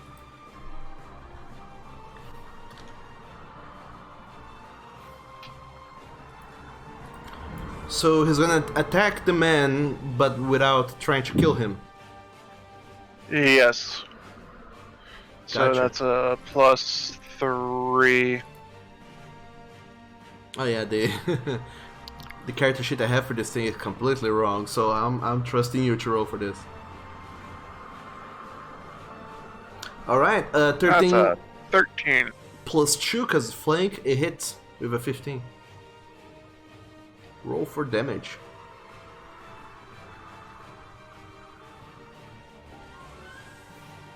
What kind of damage does your shadow inflict again? Cold. Okay, you cannot do elemental damage non-fatally. Just letting you know. Shit. Roll for damage. I thought it was just melee weapon attacks can be I thought- fatal. I don't know. Yeah, melee weapon attacks can be done I mean- to I non-fatally think the kill shadow someone. is Could we- attacking melee I mean, with its The weapon. shadow is punching the guy. It's just it does cold damage. Yeah. It's not a magic Also, attack. wouldn't Ravaroth know that his thing couldn't do non-lethal damage if he was specifically trying to keep the thing alive and not do that attack? Because being like, oh, surprise, that would kill him, even though you would totally know what that does after he makes the attack roll, is kinda Make a. I'll be random here. Make an Arcana check, Ravrov, because this spell is new. You don't quite know it. Farfasfanu just gave it to you, and you don't quite know the specifics of it. You just know that you have it. When an That attack should be a reduces the 17 out of creature 25. to... But yes, you would know that. It's a melee attack. a not melee weapon. attack. Yeah, it just says melee attack, period. Oh, You okay. may choose to knock them out instead of kill them. Ah, okay. Is that attack a melee attack or is it a spell melee attack? Or It is It just it melee just attack. says melee. Okay. It says an attacker who reduces a creature to 0 hit points with a melee attack may choose to knock them out instead of kill them. Yeah, and the spell says that it's just a melee weapon attack. No, okay. Okay. But yeah, you would know that about your creature as well. So yeah, just roll for damage. It feels odd to me that you can do elemental damage that is non-fatal, but sure. Luckily, the creature is still up after that one attack. And Hanging by a thread, by the way. Probably not after Hauser's done with. Well, I mean, it would make all enchanted weapons kind of useless for that sort of thing, because Yeah. half of them do extra damage. Yeah, fair enough. Yeah, I suppose that I instead didn't of specify which spirit I summoned, so we'll just go with Fury because it doesn't have any special effects. Okay. So that's the creature's turn, or does it has a second attack or something? It does not have a second attack this level. Okay. So that's the end of the creature's turn, and Hauser is up. What are you doing, Hauser? First a question. Can I actually split my two attacks? Do Sure. the attack, Can. movement, and attack? Of course. Okay, then I start with the snake Wawa next to me. You have advantage on those attacks. Yeah, I have advantage. And there I go. That Nice. most definitely hit for 19 points of damage. That's almost half the creature's health, for sure. And it's dead. I guess I'm gonna do the second attack. Okay.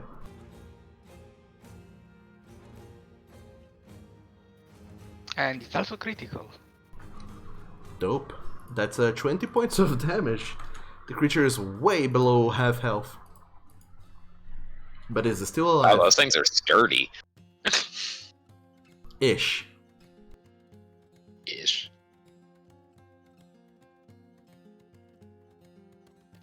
And that's it for my turn. Okay, not going through a frenzied rage, I see. Definitely too risky. Okay.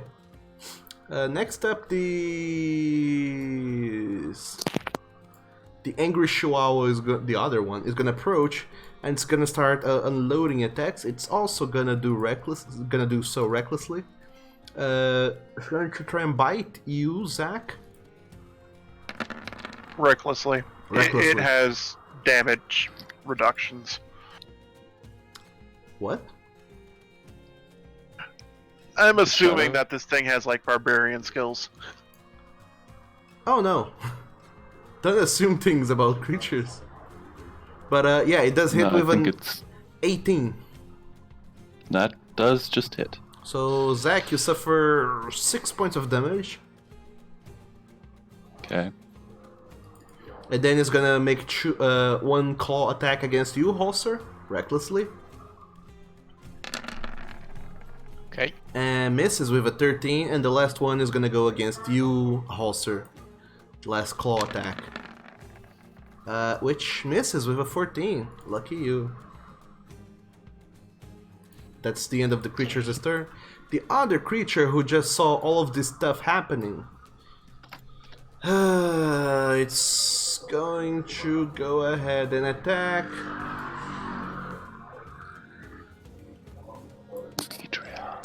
Yeah, I was like, Nitra is like out in the open on her own. Yeah, that's what I'm pondering. I'm gonna roll d20 and see who it attacks. And she's also not caught up in the main point of focus conflict, though, so. It goes for Zach. Oh no. I'm fucked. Fuck, it's also gonna do so recklessly. It's gonna try and attack you 3 times, Zach. First with a bite. That's misses with a 12. Misses with a 15.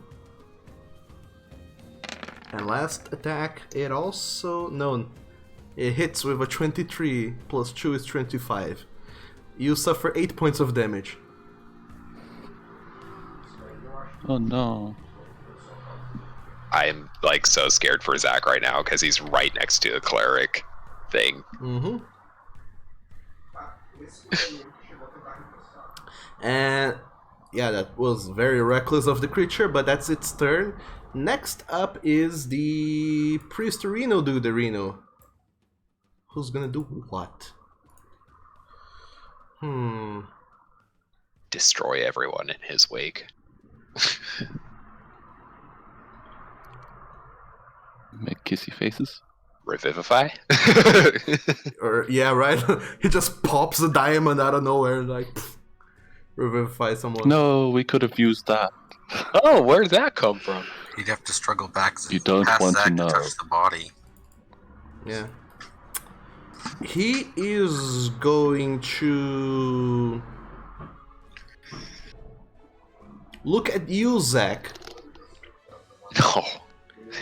And I grin with too many teeth. I would like you, Zach, to make a wisdom saving throw. Oh no, my one weakness. Yeah, this is part of why I wanted to get. Oh. And you make it. As I he still grin with too many teeth. as he looks at you,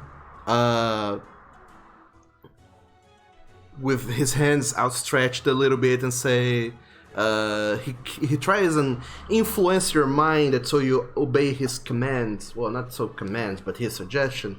And he suggests that, let me go, do not attack me. And he tries to move away. Do you make an attack of opportunity? Get fucked. I make an attack of opportunity against him. I like to imagine he's not aware that his spell didn't work. That hit him, didn't it? Yes. It did. Lethally or non-lethally are you attacking? Non-lethally. Okay. So 12 you damage. non-lethally strike him with fire claws and he just collapses into the ground. Unconscious. He just took off his left foot. Unconscious I and... don't think he has legs, to be honest. What? He has. He has He a... does. He has Okay. legs. Fool him about it. Okay. It's hard to tell with Yuan-Ti because they're snakes in different positions. Yeah. He's down, making... well, no, never mind. He's down. Now, it's the next creature who is going to go ahead, move over here, and attack you, Holster.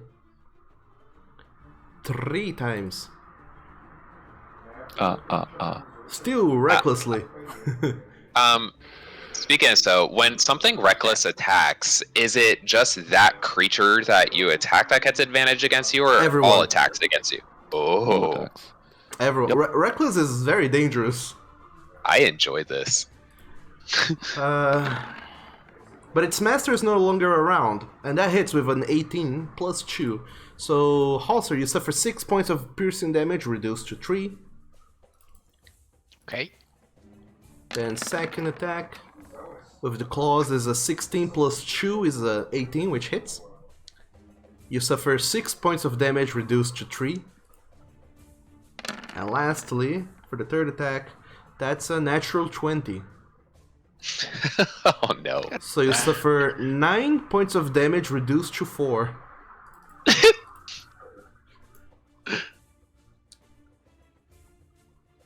That beefy critical hit though. And that's the creature's turn. It's still under the effect of reckless attacks and such. Ojuk, you're up. Yep. Stay here. I believe I'm in range to be able to shoot. Yeah, I'm gonna shoot this guy first. With advantage. Yep. Because he's still got my mark on him.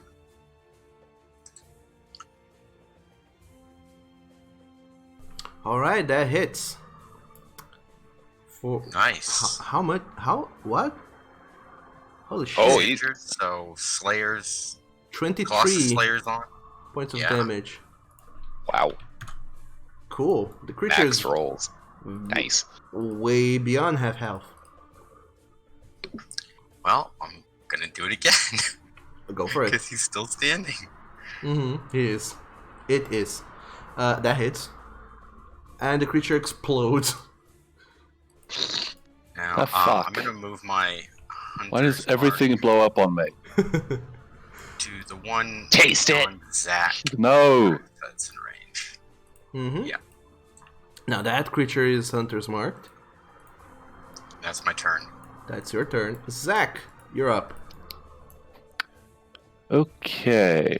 I'm going to flank that thing just to maximize fun times. Oh, you know it. Claw. That hits, I imagine. That does hit, yes. With a 19. Heck yeah, it does.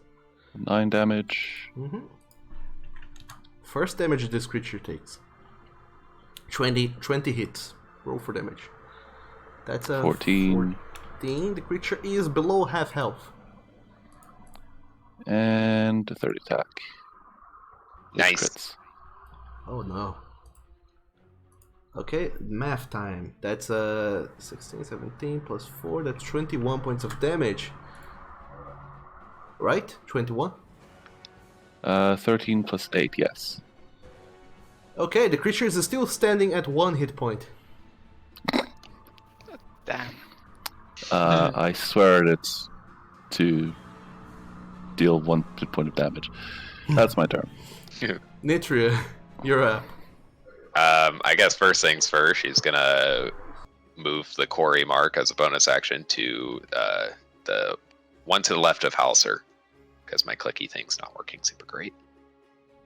And Nitria will move in, and she unfortunately only has 1 attack, but she will do it well, I am guessing. Hopefully. Oh yeah, you did not get extra attack. Nope. Oh no. Multi-classing. I went away from that for Booming Blade, which actually, speaking of so, I'll just Booming Blade. Duh. Yep. I get an extra 1d8, Mhm. so I'll make the weapon attack first. Okay. That attack hits, dealing how much is that? 10 points of That damage. Yeah, that's 10, but also The Booming creature dies. Blade. Oh, okay. Well, it then it's- booms because that sword was covered in Yes. thunder energy. So that thing fucking explodes. Oh yeah. Yes. It falling over dead counted its movement and it exploded. Yeah, pretty much. You just slice at the creature, severing it in half, and seeing that it's just as gross on the inside as it is on the outside. It's made of grossness. These things are not I don't know, nice. it's kind of cute. Nitra is gonna the only rest of her movement because of encumbrance thingies. She can only make it to there, so she'll assist in surrounding this last little thing. Okay. It's very surrounded. And that's your... It is uber flanked. Yeah, that's my turn. Quite. Yeah. Okay. Go on. No, I was gonna move my quarry mark, but I can't. So I think I actually lose the quarry mark now. It's fine. Sure.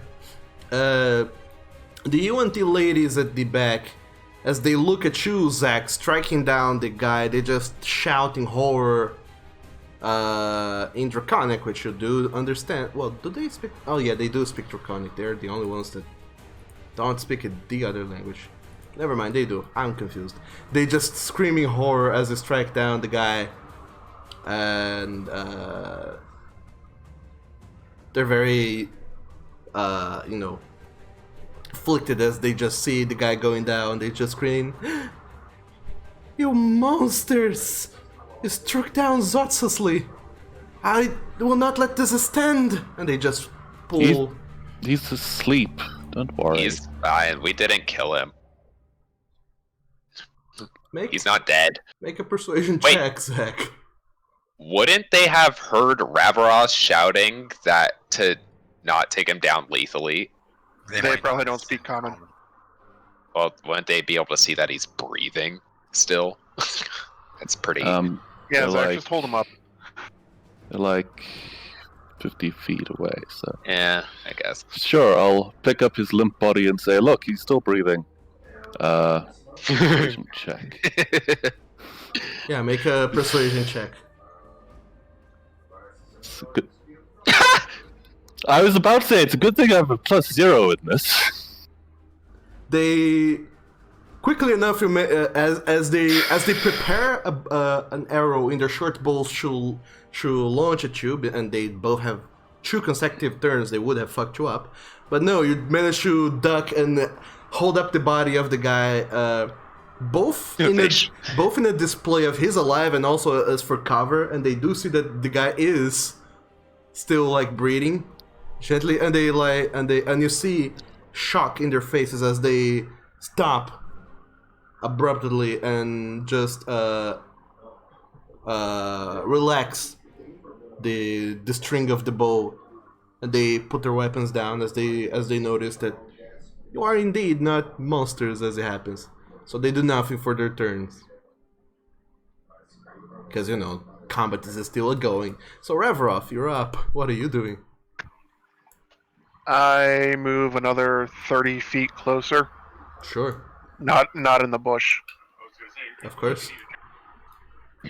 And because I don't want to shoot in the melee. Boom. There's too many birds in the hand, so he has to get off the bush. The fish, or the snake, has to make an intelligence saving throw. Or take 4 damage. I don't believe it is intelligent. Oh yeah, it has a -2 on that.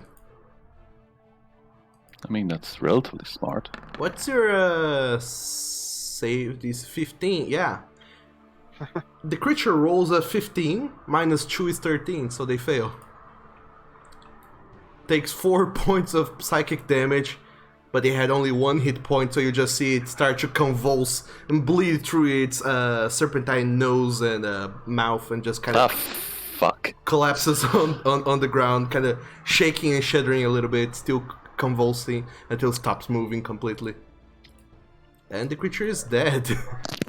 And combat is over as you look around, and no one is openly hostile against you guys, nor attacking. And you realize that you have saved the day, or taking steps towards doing that in some way, shape, or form. Wait. Check this guy Yeah, for save the weapons day. component pouches, remove them, put them on this side of the table, Put it on the blood smear on the table. and then single good bury him. Yeah. That's what I'm planning on doing. Nitria somebody would better- actually hold on to the components. Check his personal belongings. Okay, so you quickly rush over to the guy. He has no components, so to speak. Weirdly enough. It's a whole simple, right? Yeah. Actually, So yeah. no, he Nitria doesn't. would It has no components of any kind. He does have a holy symbol, but it doesn't seem to be at all connected with his spellcasting abilities. I suppose Take it off when anyway. he's still unconscious, Being safe. I'm gonna tie his hands with a silk rope behind his back. Okay, you tie him up, and Ravrov. Well, it's only a half length piece, so I'm just tying his hands so he can't do any semantic component to spell. Oh no, I mean sure thing. You're tying him enough, and Ravrov, you feed him one good berry, right? A single one, yes. All right, it's enough I to also want. take him up. Go on, Nojuk. I'm gonna start using a med kit on any visible wounds as he wakes up. Should I roll medicine? No. Okay. It won't do anything. So the guy slowly wakes up after having been pelted and struck by so much at 1 hit point, and he looks around to notice that he's tied and bleeding from several places. As the two other UNT, they are somewhat unsure on whether or not they approach you all or not. Nitria is trying to interact with them. Of course she is. Well, they drew their bows and then put them down, so she kind of assumes they're not hell-bent on killing us. Like, they ran away and then decided not to attack us. She's like, it's fine. Alright, Yeah. so Since I can't speak. Nitria, Since I how are you interacting with them? Just like saying something? speaking- or- Well, she, for one, is sheathing her sword, so she doesn't, she's making it clear she's not coming after them. And speaking in Draconic, she goes, we aren't looking to hurt you. We more so thought something was up with that lady. What's going on here with them? You didn't seem to want to fight like she did. The two ladies, they still have fright in their eyes as they look around, just seeing how quickly and easily you all dispatched so many people. And they kind of inches a little bit towards you, say, they were our masters. They were using us, commanding us. Is Zotsli alright? Is that the big guy? They Yeah. nod their heads and kind of keep trying to look beyond you to see if the other UNT on the ground is awake or not, and if he is indeed doing all right. Yeah, Nitra steps aside. Yeah, we made sure not to kill him.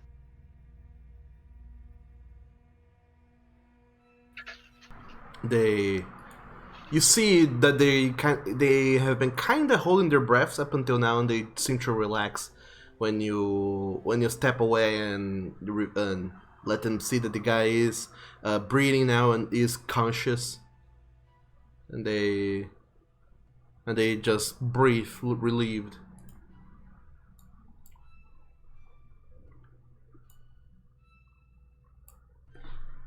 So you said they're masters. Is he also your master? Is he a master you like? No. Thoughtlessly, he's our leader, he's our guide. He means no harm. He's not like the others.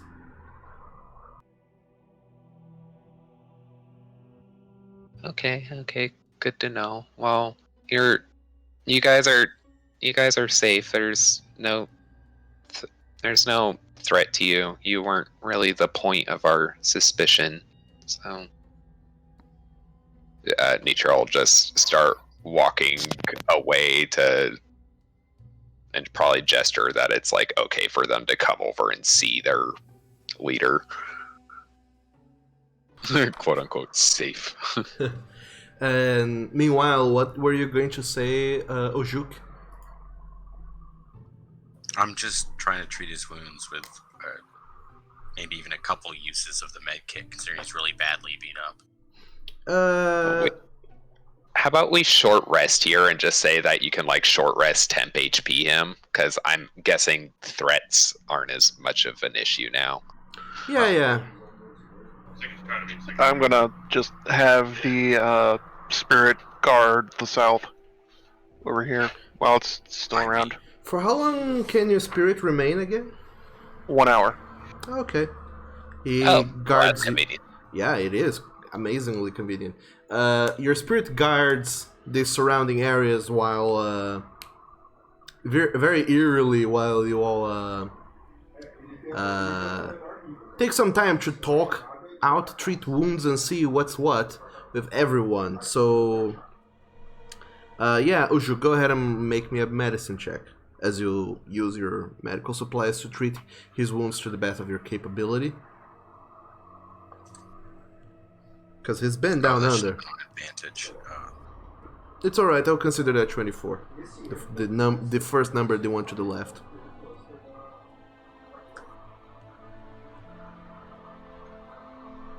So, as you all essentially take a short rest, if you would like, you can reroll. You can roll another hit die using one use of your medicine kit, and you also do raise him, the guy, a little bit below, as wounded as he has been, to something a little bit more stable. This hit die is considering for him? No. I mean for yourselves, if you would like to roll for hit die. Although Nitria did not get hit once, so lucky.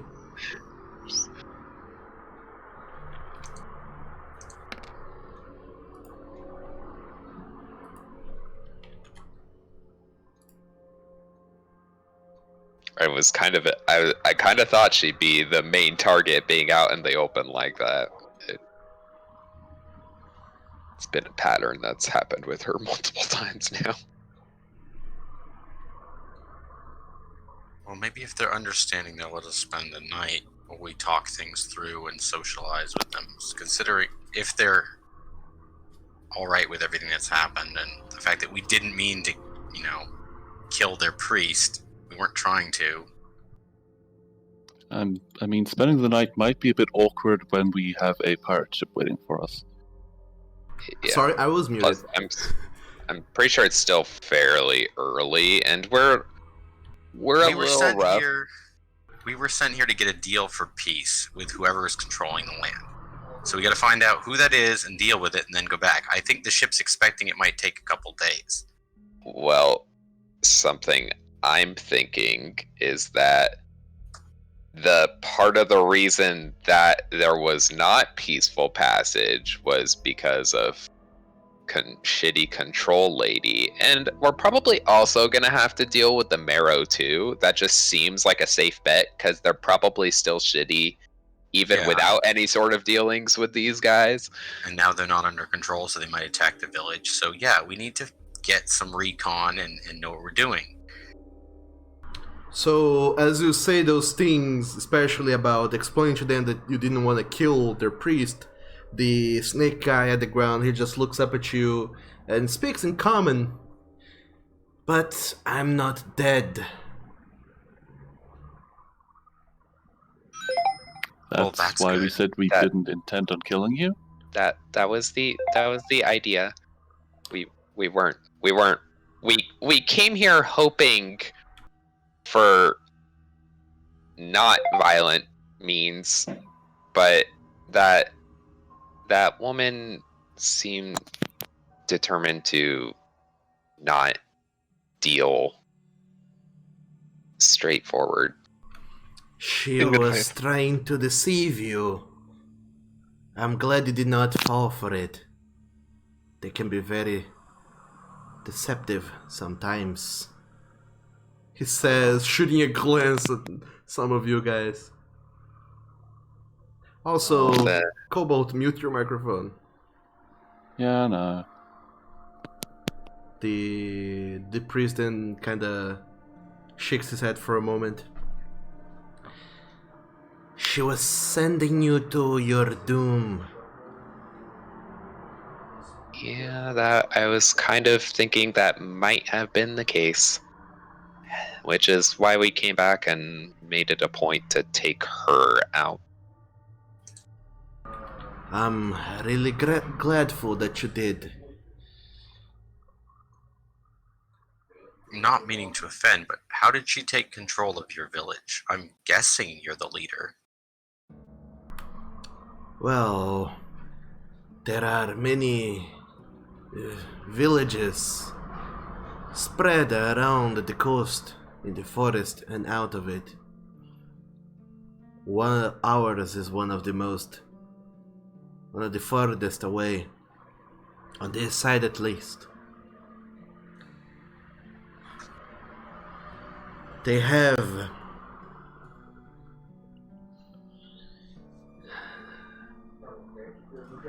there is one of our kind,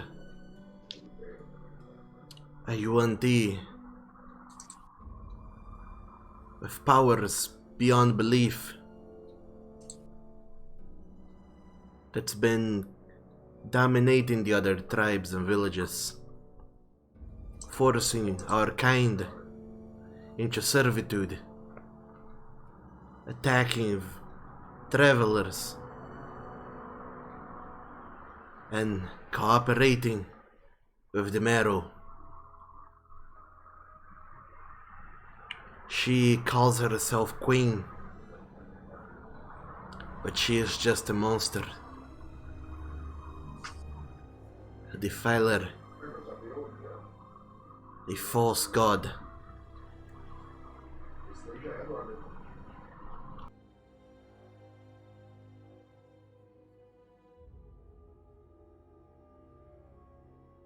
If we rest up, do you think you could help us get close to her? We deal with the problem for you. She is too powerful. You would not be able to defeat her in any way. Not to say that your combat capabilities are not good or up to par, but she is very powerful, and she resides in a temple further down the forest. But she has many followers. Other of our kind under her servitude. She is too powerful for you to stop her. Well, this makes me wonder, is this a magic that she has to maintain her focus on? This what, exactly? The controlling people. That I know a lot of mages, when they do such abilities, some of those abilities require them to keep focusing on their spell to hold it up. Is this one of such things? On the weak-willed, yes. On some of her generals and commanders. But the remainder of our people, she rules through fear and deception.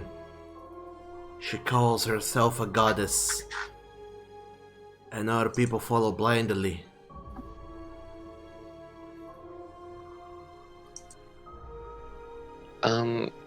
I notice you have more tents than people you have here, are some of those people there at the temple serving? They were taken away. Oh, Some to the temple, yes, but some to the caves under the sea, where that witch would have you go. Some of our people are there. I'm left wondering if we could see about trying to get either a guild party to come through and help these people try to take out this false queen, or possibly the pirates. maybe the pirates, but I don't think the guild would care. They don't Well, seem I to mean- really care much about things that aren't happening in Redemption or just around it.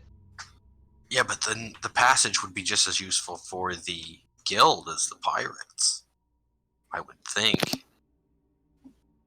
Maybe it could be worth.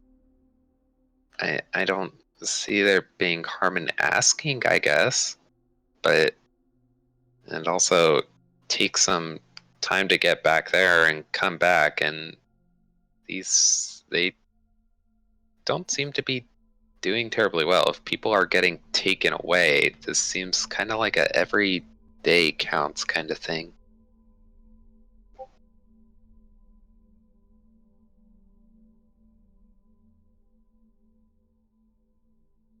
Well, at the very least, the guild would probably reinforce our efforts to do so. This seems like the sort of thing they prefer to deal with.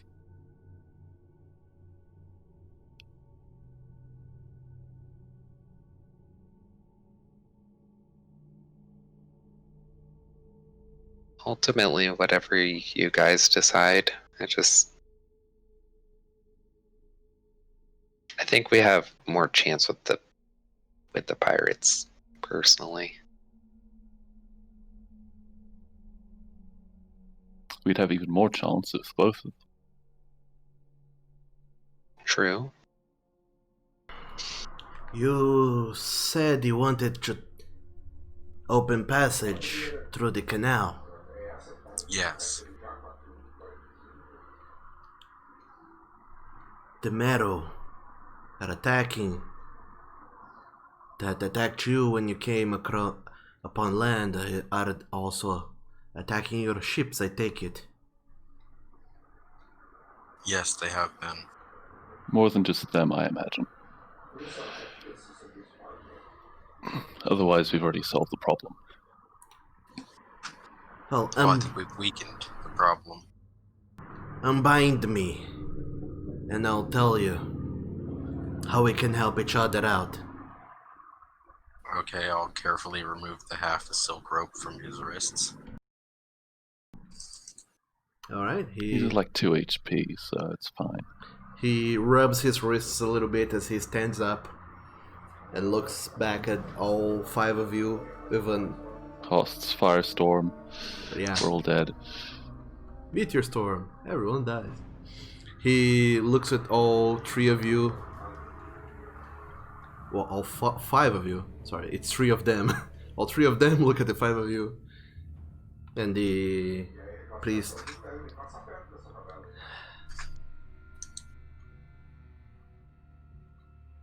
There is these caves that the witch seemed to want to send you into. That is where the Marrow are coming from. And the fake queen is using these Marrows to attack the villages and gain more power. If you stop the Marrow from coming, I'm sure that you will weaken the queen severely.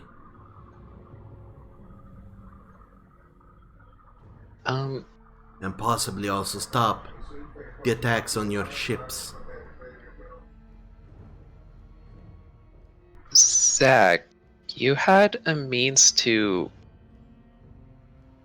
cave out rock in the ground and such, right? Not so much rock, earth. And it's less cave it out and more make it stop existing. But would that work on sand and mud too? Yes, that would. Well, I'm thinking we don't have to necessarily fight all of them, Marrow, because that just doesn't sound like a fight we can win, and she seemed to be under a similar impression. But if we could just collapse the cave, they might at least be delayed and trying to work their way out. I don't know that caving it in is a permanent solution. From what the witch was telling, there is a portal to the hells in the caves where this marrow seemed to come from. That's definitely something the guild would be interested in. But It's true. the underground Probably want caves, to close it though. the caves are filled with our people, slaves, opening up more passages for the marrow and for the queen, the fake queen. If you tell them that you're friends of mine and that you have come to save them, I know our kind will not bend the knee to them, and they will help you. Is there maybe something, if we do that, we could show them that, like, that would make them know we're not just lying? Yes. Tell them Zotlist see us.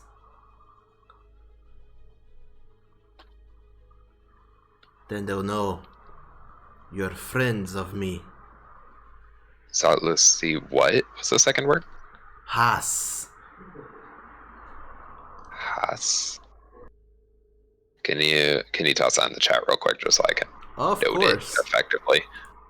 I believe the last one is HASS. That's what I was thinking, but I'm just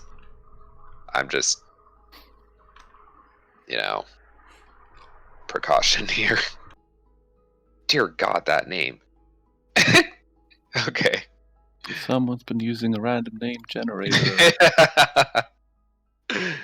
It is what we know and love Doug for. Yes, especially when he names satyrs.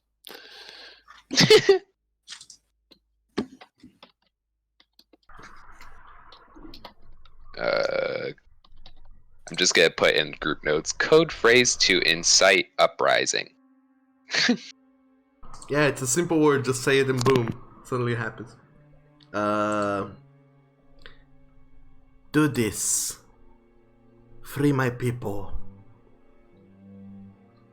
And we will be in your debt. And the queen will be weakened. Not outright defeated, but it will at least give us a fighting chance against her and her minions.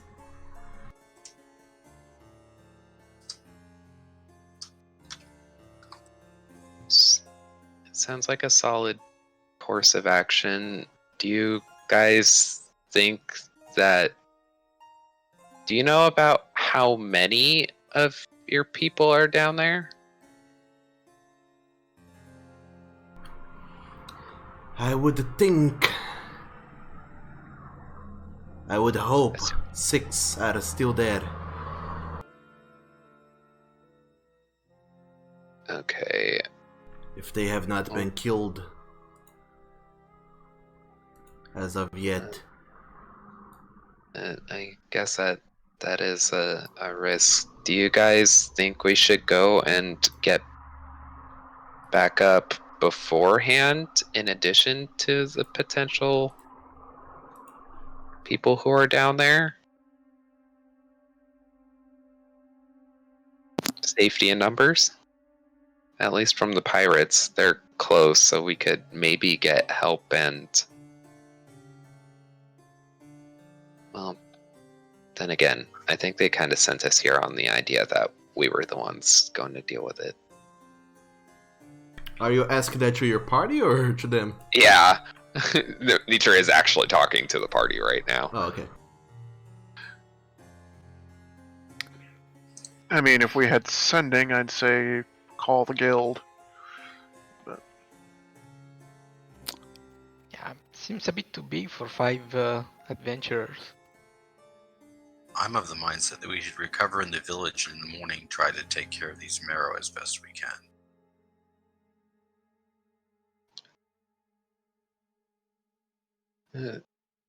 That's a potential thing. It also wouldn't take us terribly long to get back to the ship, I don't think. It didn't. That's true, It too.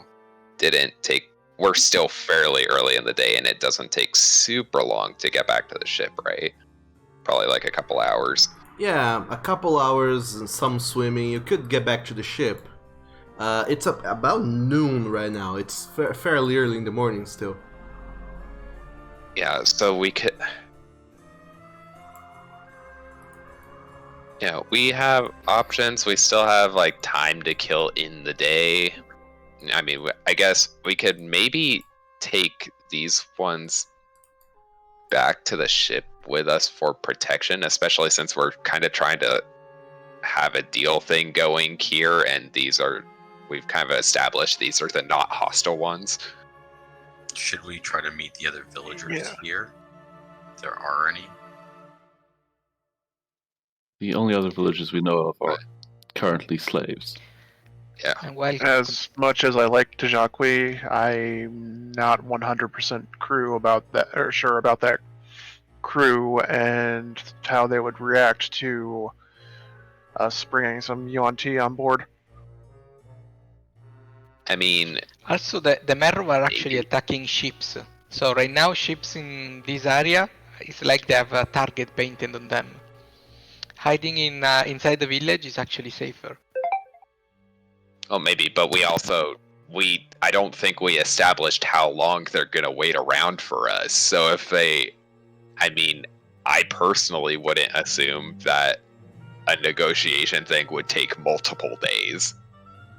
Not with a village. So I think it's at least worth going back and communicating that we are going to be here a bit longer to help them take care of a problem, which is also going to be taking care of the problem that will allow them to pass. Which, Nitria, when you think about that whole idea, you do remember some details from before. The first is that the ship kind of dropped you off a ways away, because they didn't want to get too close, and also it's in the middle of the sea, and you had only one boat that barely fit the 5 of you. Well, they said they're good at swimming. Well, yeah, but still, they want to swim 1 hour, if not more, out into the ocean to aboard a ship. That's kind of, well, I mean, carry on. We could just use ropes and water ski it. I'm also not sure how comfortable they would feel about being taken from their home by strangers to a place full of more strangers. Okay, It feels a lot like what they're dealing with at the moment already. My mindset is like they could stay here if they wanted, but staying here also might not be particularly safe right now. Because they're dealing with people getting taken as slaves, and I mean, it seems in theory like, oh, staying here would be safe for the night. We just heard that people, get taken away to be slaves from this village, but I'm sure it's fine.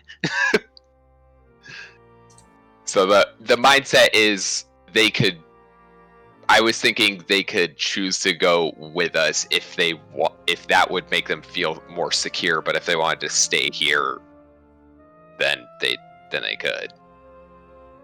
I personally think either way, the bulk of what I'm saying here is we need to make sure that our ship doesn't leave without us. That's kind of a big thing.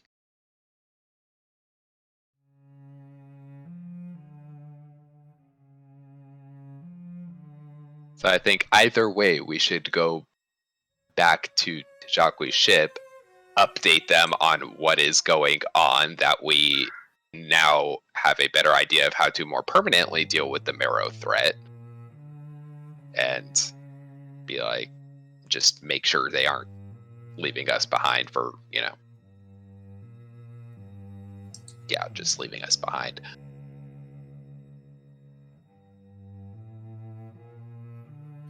Well, if we want to go back and rest on the ship, we can let them have an update then. But that'll leave these 3 people to whatever happens to them. I almost want to suggest splitting the party, but we always know that's a terrible idea. Especially with such a small party.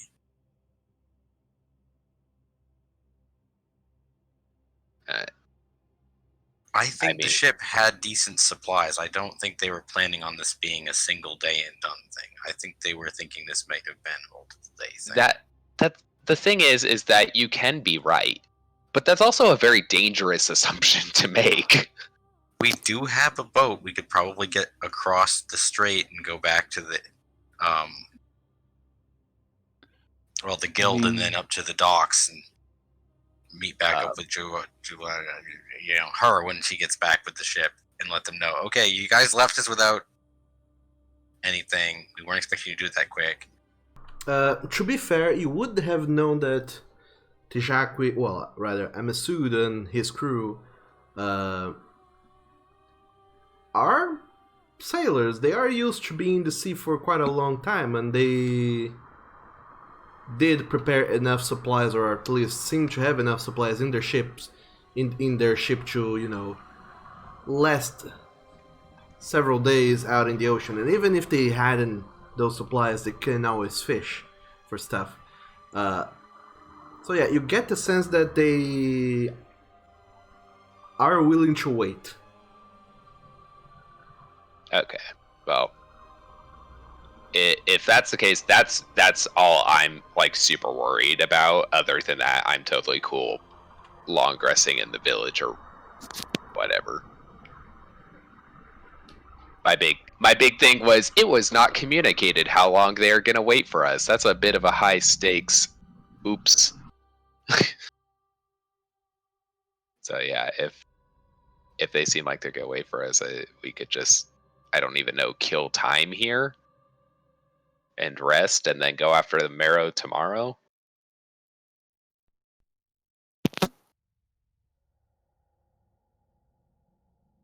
Is that what you're doing, Team Red? Yeah, input. I guess. Seems okay. I mean, if we go back to the ship, we can ask for maybe reinforcements. If we stay here, we keep these people safe, I guess.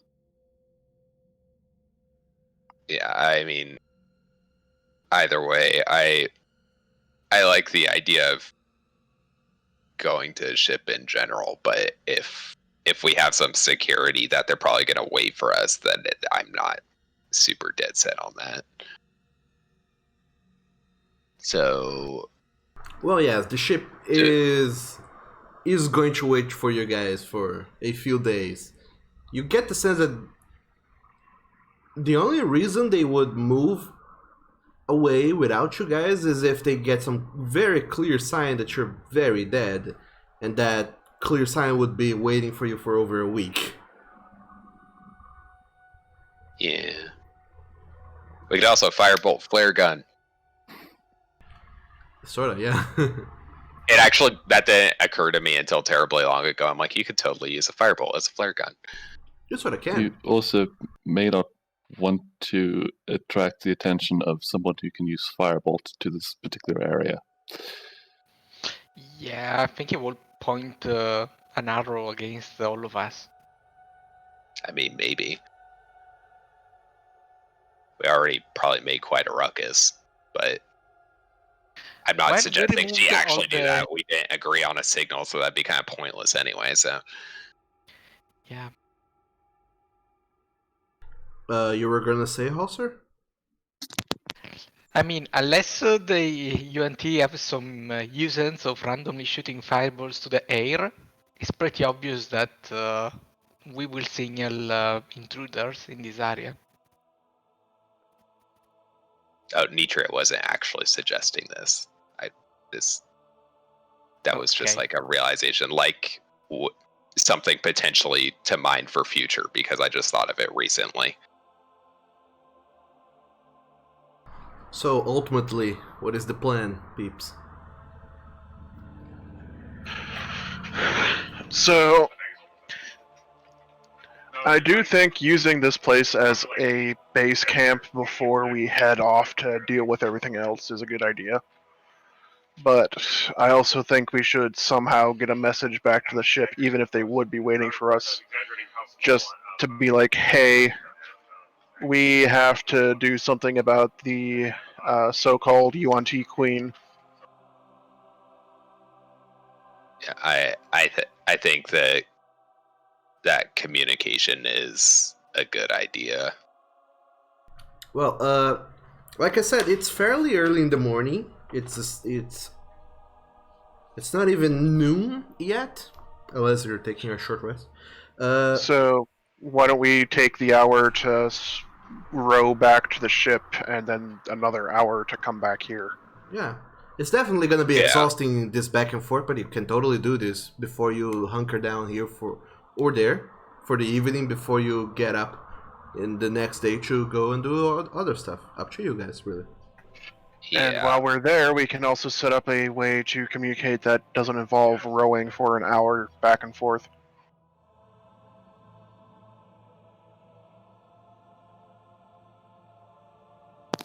Well, sending's out unless they have a 5th level cleric or wizard. All right. So, are you making your way back to the boat? Yeah, we could let them know, like, we'll try and be back later to come and stay here in the camp to keep you guys safe. And then we'll head off to go for the ship. All right. So, in the interests of time, you all make your way back to the beach where you had previously secured your boat. Right? Mm-hmm. Yeah. Along the way, everything seems very tranquil, and you take your sweet, delicious time memorizing the routes and everything. And then you find yourselves back at the beach with the shipwreck. And then you, even for a moment, just looking at the shipwreck, you do see that that's only half the ship. And if you look a little bit further, you can see that there are more wrecks that kind of disappears under the ocean a little bit further into that direction. And you see that indeed, if you were to follow the wrecks down underwater, you would eventually go to the place where the queen, well, not the queen, the witch was telling you about, and that the priest Sotlisi confirmed that exists. Looking out towards the wreckage that gets dragged out, is there any sort of like islets and or like these green land masses out in that direction? No, that way is ocean. Joy. These pieces here where you guys are is like the first few stretches of land this close to the shore. Okay, good to know. Yeah, I imagine we're just heading back to the ship, guys. Okay, but by the way, but this is a quite quite definite and sizable landmark in any case. Okay. So, all 5 of you, including Ojuk, who's gone down disappeared again. I imagine Leo is having problems with internet. Make your way on top of the boat once again and start rowing all the way back into the ship, into the maelstrom, going on your merry way, which takes you about-ish an hour. And after some time of rowing, you can even see in the distance the ship that indeed stopped ways away from where you guys made landfall. I imagine now that you have seen what's going on in these waters, you understand a little bit better of why they decided on such a precaution. Sensible. And thus, all of you make your way back into the maelstrom, rowing the boat all the way over to it, and then stopping beside it. They throw in one of those rope ladders over the side of the ship, and you all, one by one, climb upon it, attaching also some ropes to the boat that is raised up into the ship again. As you are welcomed by Tijakwe, who just looks at the 5 of you and says, "Oh wow, I did not expect this transaction to have been done so swiftly and so quickly. You look a little bit harrowed though. I imagine there was some sort of kerfuffle on the way back." Unfortunately, we're not done. We just have a major update to give before we head back out. Yeah, this is apparently a bit more complicated than just the single village tribe.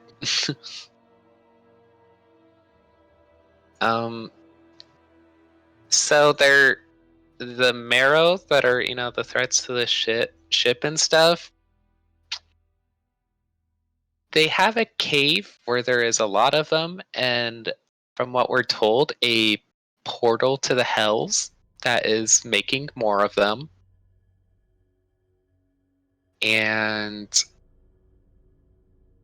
dealing with them will also help the Yuan Ti that didn't get killed in our little skirmish.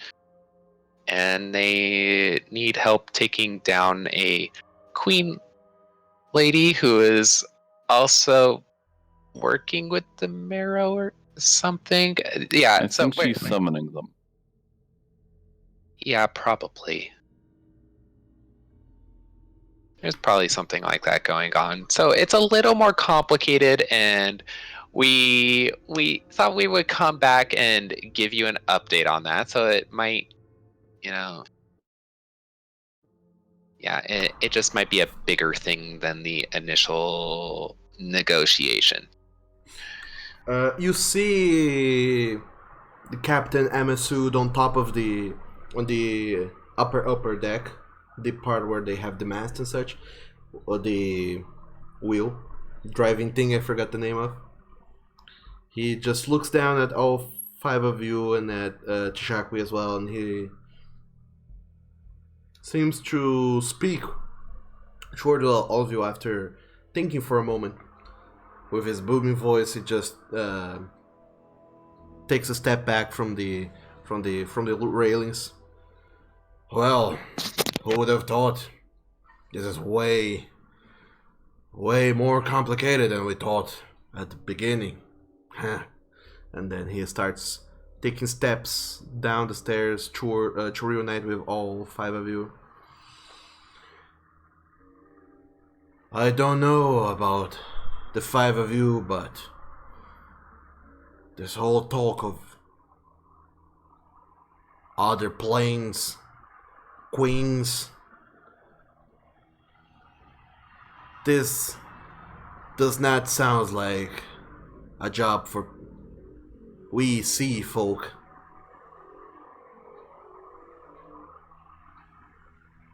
I appreciate very much what you have done But I believe that this is far beyond what we could have hoped. I think it's time we take our losses and return to redemption. Yeah, no, we kind of promised these people that we would help, so... Well, there's also that this is kind of something that if we deal with, it benefits really just about everyone except that queen. Because you guys could go through here, a portal to the Nine Hells gets dealt with, which I'm kind of assuming most people don't want that here. And also the remaining Yuan Ti people would be freed, and I mean, you guys like trade routes and stuff, and I imagine they'll feel pretty grateful after not being enslaved anymore. That's a pretty big deal. Could be a nice place for a pirate camp that's not, in the sway of redemption and its holdings Ooh, with that's a good allies. Amasud, he looks at the two of you and thinks for a moment. I won't lie, it is a magnificent idea. Very profitable even, if you can indeed pull that off. But that seems way too much work for any one group of persons to pull off. And I would not send people into their doom and demise, especially such good friends of my first mate. I won't order you to do this. But if you are willing to do this,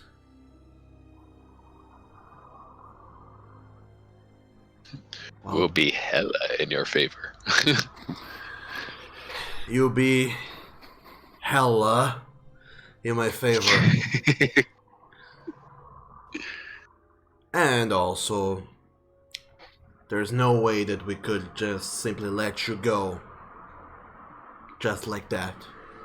If there's anything we can help you with, any supplies you need to see this through, let us know. And we'll see what we can provide.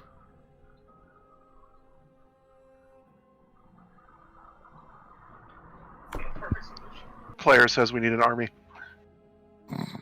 I don't think we only have to necessarily help. need. I don't think we necessarily need an army if we can play this smart. Yeah, And fortunately, we are terrible at wisdom, but we have a solid amount of smart in our party. Well, if we manage to do some recon, we could figure out what supplies we need. Well, for one, do you guys have harpoons? I mean, do you adventurers have ropes? Of course we do have harpoons. How many do you need? Do you guys happen to have acid flasks? Kidding. We probably don't even have flasks. No, we do not have acid flasks. Oh, but chucking necrotic acid at a portal sounds awesome. It also is extremely dangerous to have on a ship. On water. You don't want to have holes poking Makes through. sense. I'm trying to think, because Nitria actually knows a very effective fishing tactic, and she's thinking if she could have a thing that's bigger than an arrow, she could maybe pull it off with, things that are bigger than ye average fish.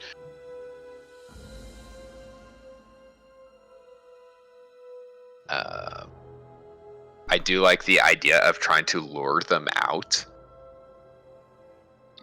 I mean, I can also, in theory, trap an area, both magically and non-magically, if we want to lure them through some place specific. Well, I'm guessing in their cave their only routes are Hell Portal and Hole of Cave. I mean, that's Yeah, quite but we the don't even assumption. know how. We don't know how big the hole is. I mean, yeah, we could go look at that, but trying to be prepared. Sorry, I just had delayed 12-year-old humor. Yeah, I do think we could maybe do the recon idea, but I do think we should try and think of things we could use that they could provide for us now. I know we had the force speed idea. I like the force speed idea.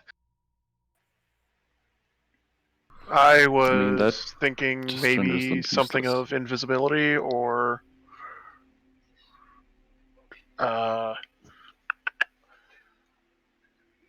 maybe dispel magic.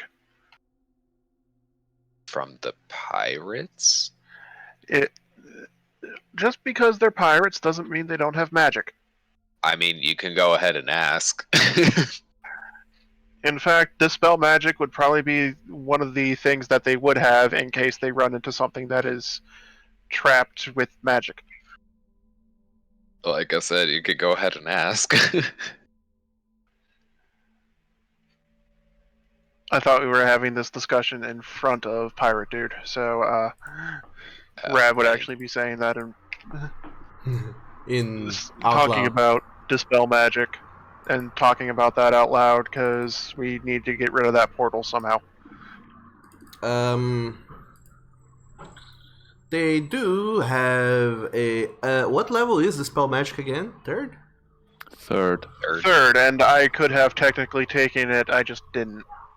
No, unfortunately, no. They do have a wizard on board, but this wizard does not seem to be the kind to have knowledge of such a high level circle of spells. Quick, let's just fight things until one of us levels up. More marrows. No, the wizard on board seems to know a few spells, but all of which is second level. Isn't this something we can get help from the guild in the city? I mean, this is certainly something they're interested in. We know that they want a way into hell. Also, they are the closest cities to the kingdom of this queen, and I doubt she's gonna stop just sinking a few ships. Well, there's also that if the guild's occupying this area with their hell portal, that kind of means that our friends here probably wouldn't get their little settlement. That would be nice. The guild trades with most of the tradespeople at the docks. The player speaking, we know that the guild is, or at least some in the guild, are not terribly fond of Tijakui and her crew. One in the guild. I mean, they've yet to chase them out of town, though. Which they could easily have done. They probably don't have any proof for it, so. Yeah. But, we need to keep in mind if we want to bring in the guild, we're also working with pirates that very well could have adversarial issues with the guild. We could ask how the pirates feel about that. Sure. Player talking as character, or player talking for character, Rav very much prefers these pirates over the guild. Not that he has anything against the guild, but... Nitria, too. Nitria is neutral about the guild, but she likes... Well, I'm pirates. sure the pirates would enjoy the guild spending their own people and resources instead of their own. As long as they get passage for the ship, I guess it's all good. So... Nitria will be like... Nitria was just gonna ask, what's your guys' relationship with the guild? Well, the Godslayers Guild, you mean? Is that the guild we just? Yes, yes, it is. Okay. Yeah. They're not great fan of ours, and we're not great fan of theirs. But we coexist. Mostly out of spite than out of anything else. Why?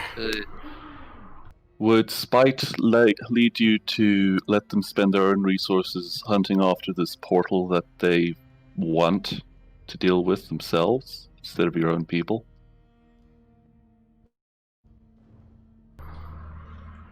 Well, I would imagine that they would have a thing or two to say about this portal. But if my experience with guild business is any inkling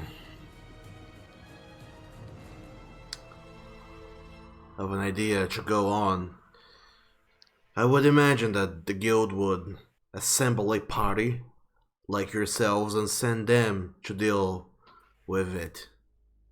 Yes, so they'll send us, and we'll be paid more and more equipped to deal with it. And maybe have some backup. After which, of course, they will ask you to retrieve anything you can, that so they can keep it and have a very, very controlled deal of what you can have and what you cannot have. Who knows that's knowledge, who can go, who cannot go. I mean, I don't think regularly going through a portal to the Hells is in your best interests, and I'm pretty sure if by they no just control means. the portal, they still don't have control of the entire area. Yes. Captain, We know that. Didn't the guild say they had a means to get to? They needed the flying thing tweaked and stuff in order to get back? Yes. Was the issue? Yeah. So they don't need a portal there. We just need to dispel this portal. So the guild may not necessarily need to claim this spot. this is true. They might be interested in the fact that that portal seems to work both ways, Yes, that's an idea. which is a lot more reliable than their current method of one-way portals. Except that you don't Plus- quite know that. Yeah, I was Well, gonna ask okay. because we never heard them going to the portal. Only the They mentioned something about the portals being weird to us in the Hells. I vote that we figure out how to dispel this portal and give this little area to the pirates for a little pirate cove. Yeah, that's in a way a good idea. I'm just thinking they did manage to get creatures out of the portal. Yeah, but unfortunately you don't know much else aside from that. True. Yeah, We don't know how the portal works. True. we don't know how it works. I personally, I want to get rid of the portal. I want to dispel it. I don't think we should just leave it because the guild wants a convenient in and out. Because they're working on a way out and they have a way in. True. But we could have a way in and out that the guild doesn't necessarily know about if we don't tell them. Just like we could show the pirates anything we get before we take anything to the guild. At this point, Amasud, he just stops you all. So, you go on talking about portals and portals, but we want none of that business. We want nothing to do with creatures from other planes whose intentions are unknown to us. That is dangerous, both to us and to whoever else lives. You yourself said that they are causing havoc over on those lands. What if they eventually spill over these lands? I would rather this portal ceases to exist. Yeah, as somebody whose brain has turned into Swiss cheese because of messing with this kind of thing. Yeah, I'm with the captain on this one. I think we should make that portal not exist anymore. Besides, I was going to say, and yes, Rav absentmindedly said that in front of the captain. The whole Swiss cheese brain thing with portals. Cool. Let me write that down. Nitria pulls out the Warlock's book. Does it say anything in it about closing these portals? We know it said stuff about opening portals to, was it the Abyss? It was either the Abyss or Hells. I assume the logistics are similar. Which Warlock's book? The ones you killed in the quote-unquote the Dragonborn one. Oh Yeah. yeah, that one. The one that we killed way back when. In And he the murder basically basement. had basically a how to summon ye old portal to, what was it specifically? It was either the Abyss or the Nine Hells, but basically, or the Shadowfell. Basically, opening portals to shit places. It was They the were lower working with the planes. Abyss. So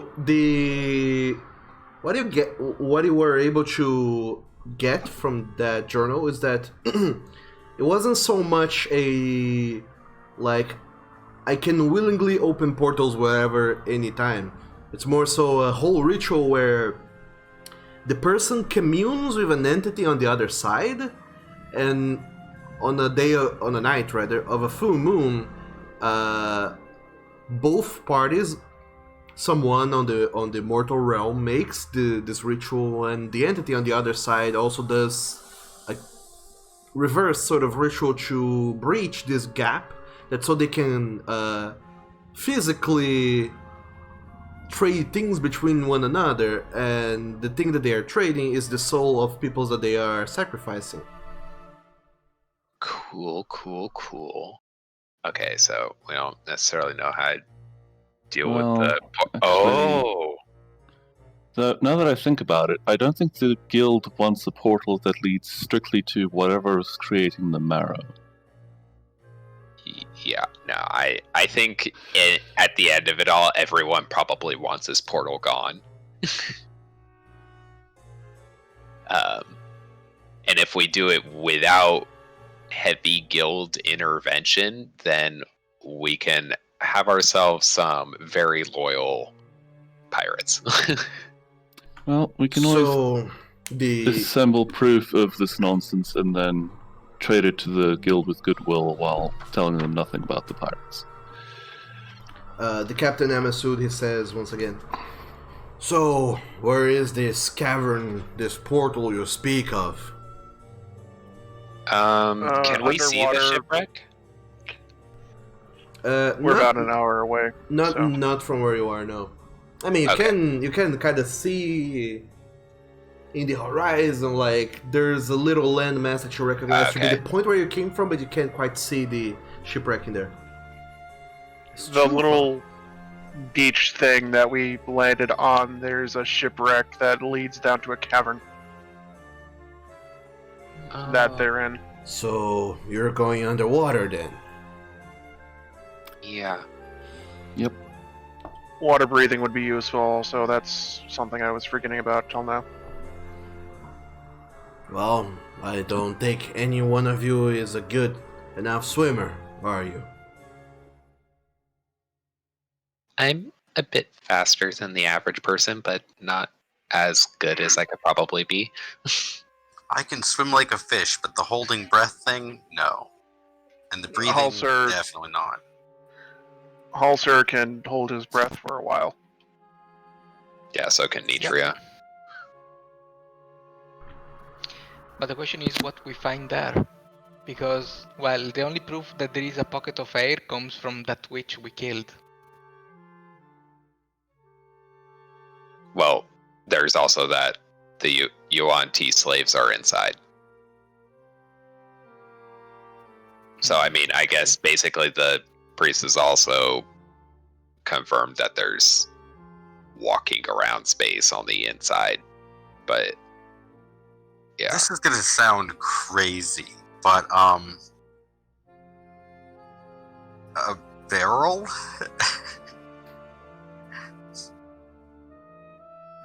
I mean, if y'all wanted to pull me down there with a barrel to breathe in, it's the craziest idea. Well, was going to offer you our help with the breeding problem, but it seems like you have a solution already. No, we really don't. No, we don't. We have crazy ideas. We're willing to listen to your help, Captain. Really. Well, You have an average wisdom of -1. every once in a while, we hear of shipwrecks out there in the oceans that we try and salvage from time to time. Problem is, they have sunk. And not all of us can breathe as well as I can underwater. Our resident wizard has been, whenever he's in town, he procures potions to help one breathe underwater. We might have a few on deck that we can offer you on this endeavor, along with the Yes, harpoons, please. of course. Jared glances over at our less constitution people. Boy, you have a lot of them. Well, not a lot actually. Just mostly I Uju. think it's just Grau Jafri disse George Ploy dates Nigers George Ploy dates Nigers George Ploy dates Nigers George. yeah. I think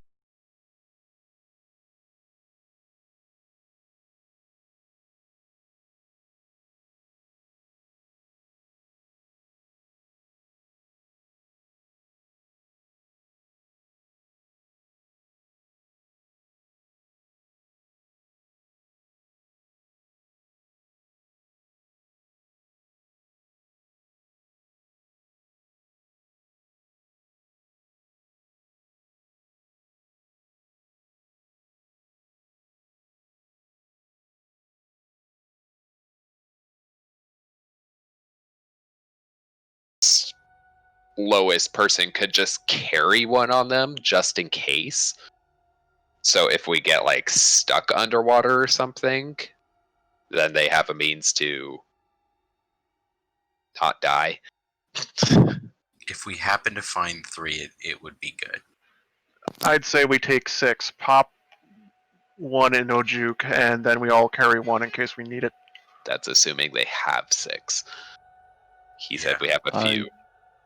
I honestly have no idea what's been going on for the past 2 minutes because there was a spam bot in one of the chats So- deafening me. Yeah, the thing went on Discord. Sorry about that, everybody. But why do you need 6 potions for? Who's the 6th?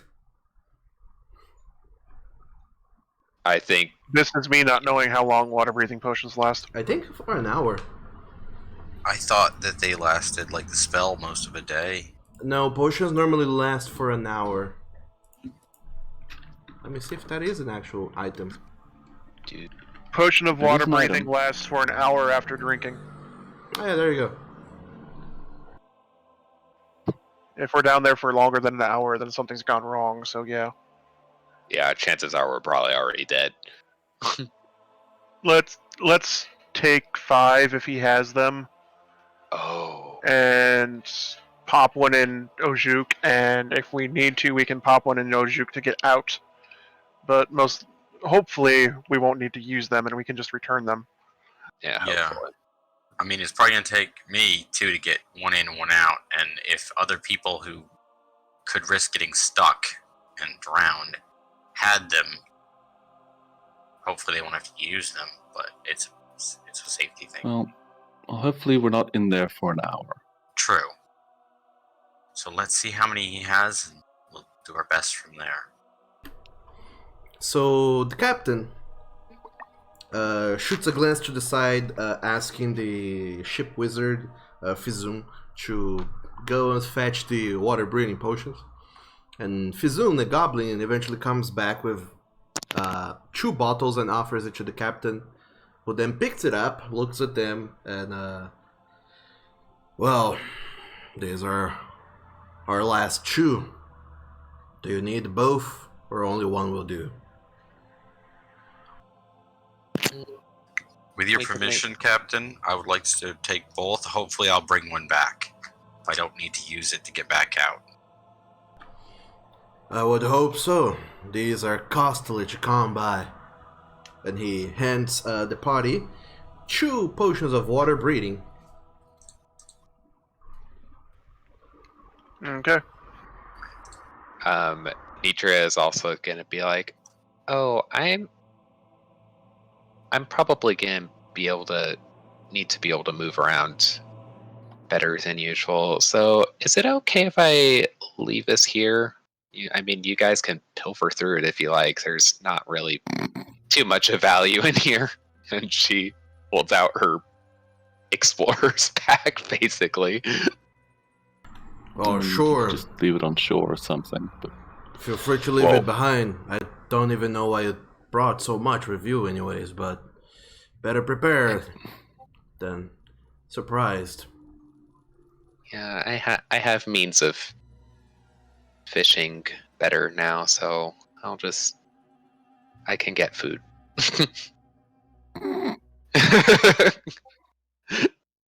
Look at you. Okay, so he gives you the 2 potions of water breathing. Another sailor, the half orc who you suddenly asked for the other day, Nitria, who's still somewhat slightly wary of you for randomly calling out people and asking their names. He comes over to you with 4 harpoons in hands, and you can see that these harpoons are kind of as good as they are somewhat unwieldy if you're gonna be using them like underwater and such. It's tricky because normally harpoons are used to fish for things, and there's normally a rope attached to the end. And you imagine that you could throw the harpoon at something if you needed to, but the range is not gonna be great. Oh, okay. I mean, if the range isn't going to be great, that kind of defeats the purpose of getting a thing specifically for going through water. So, yeah. You can always take out the rope, so you lose the pulling back thing portion of it, but the range increases some. Because ideally, the whole idea of the harpoon is that you can just throw it and then pull it back with the rope. I mean, you do usually throw them down, not forward, so this makes sense. Yeah, but I mean, I guess if we didn't see that there was any land or anything over there, she probably... I mean, maybe she'll take one just in case, but she's probably not going to find the use for them that was initially thought. Because she has... With a longbow, she would have more range than with a harpoon. Not underwater. Range is halved. Yeah, a longbow has ridiculous range, so even halved, it still shoots farther than probably the harpoon, or the same distance as the harpoon. You only have your first range increment, but disadvantage. Not sure how the harpoon works with throwing. Imagine better. So what's the plan? Yeah, we have potions for water breathing now. We could maybe go and recon on the way back if you guys want to risk what recon could potentially entail. I have 2 level 1 spell slots left, and a couple other use abilities that are specifically not attack abilities. I mean, I haven't used any spells yet, so...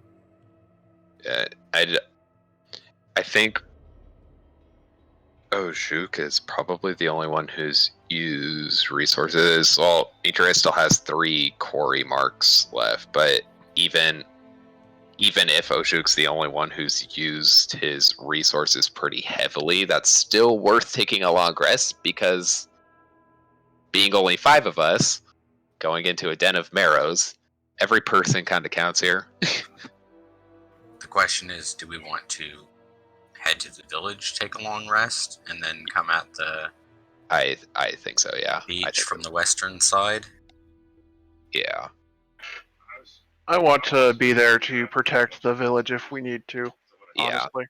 That's why Nitro wants to be there. Yeah, we kind of beat up the chief. We want to make sure he survives. Also, I have like all of my resources technically. If you count my temporary hit points into my normal hit points, I actually have a little extra. Nitro is in basically the same boat. So are you guys going to return to the village and camp there for the night?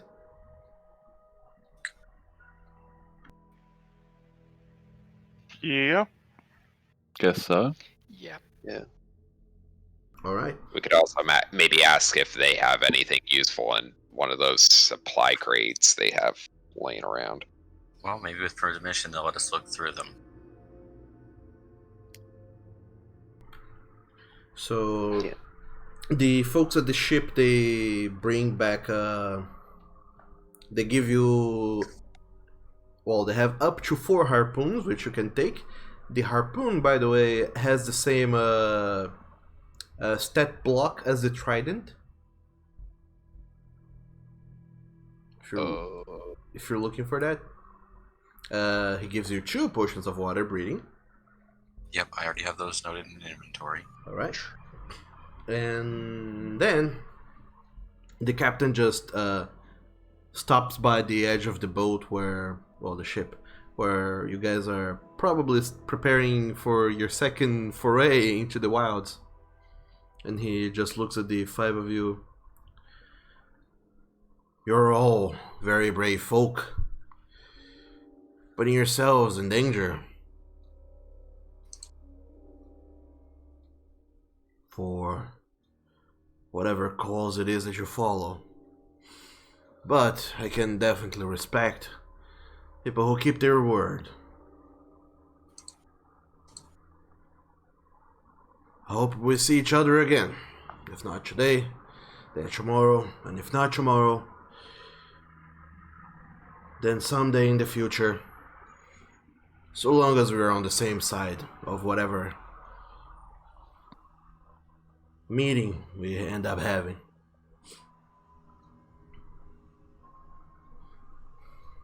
Sounds good, Captain. Richard gets into the little boat. Good luck. And the crew descends the boat back in there, beside the ship, and then they throw in the ladder. They rope the ladder, which you all kind of just climb down into the boat until all 5 of you are there, and then they pull back up the ladder. You guys unlatch the hooks on the boat, and then you guys just pick up your things whose name I forgot, the rolls. Give the ship a push, that just to create some distance, and then you start rowing your way towards back towards the shore, I imagine. Hopefully me and Halser are on sync with rowing this time. Or maybe Hopefully. Hauser could just row. No, Hauser's exhausted. All right. This time around, you guys have a little better of an idea of where you are going and a better understanding of how to row. This is not your first rodeo in rowing again, so no need to make any kind of check. You guys just take your time this time around, knowing that you're probably going to be landing and then going to the village and hunkering down for the night, so you don't worry too much about speed or trying to arrive super stealthily. So you just enjoy this leisurely voyage through the canal all the way up to the little forest, or upon you land, and start to make your way back to the village. During all this 2-hour travel, is there anything anyone would like to say and or discuss to one another?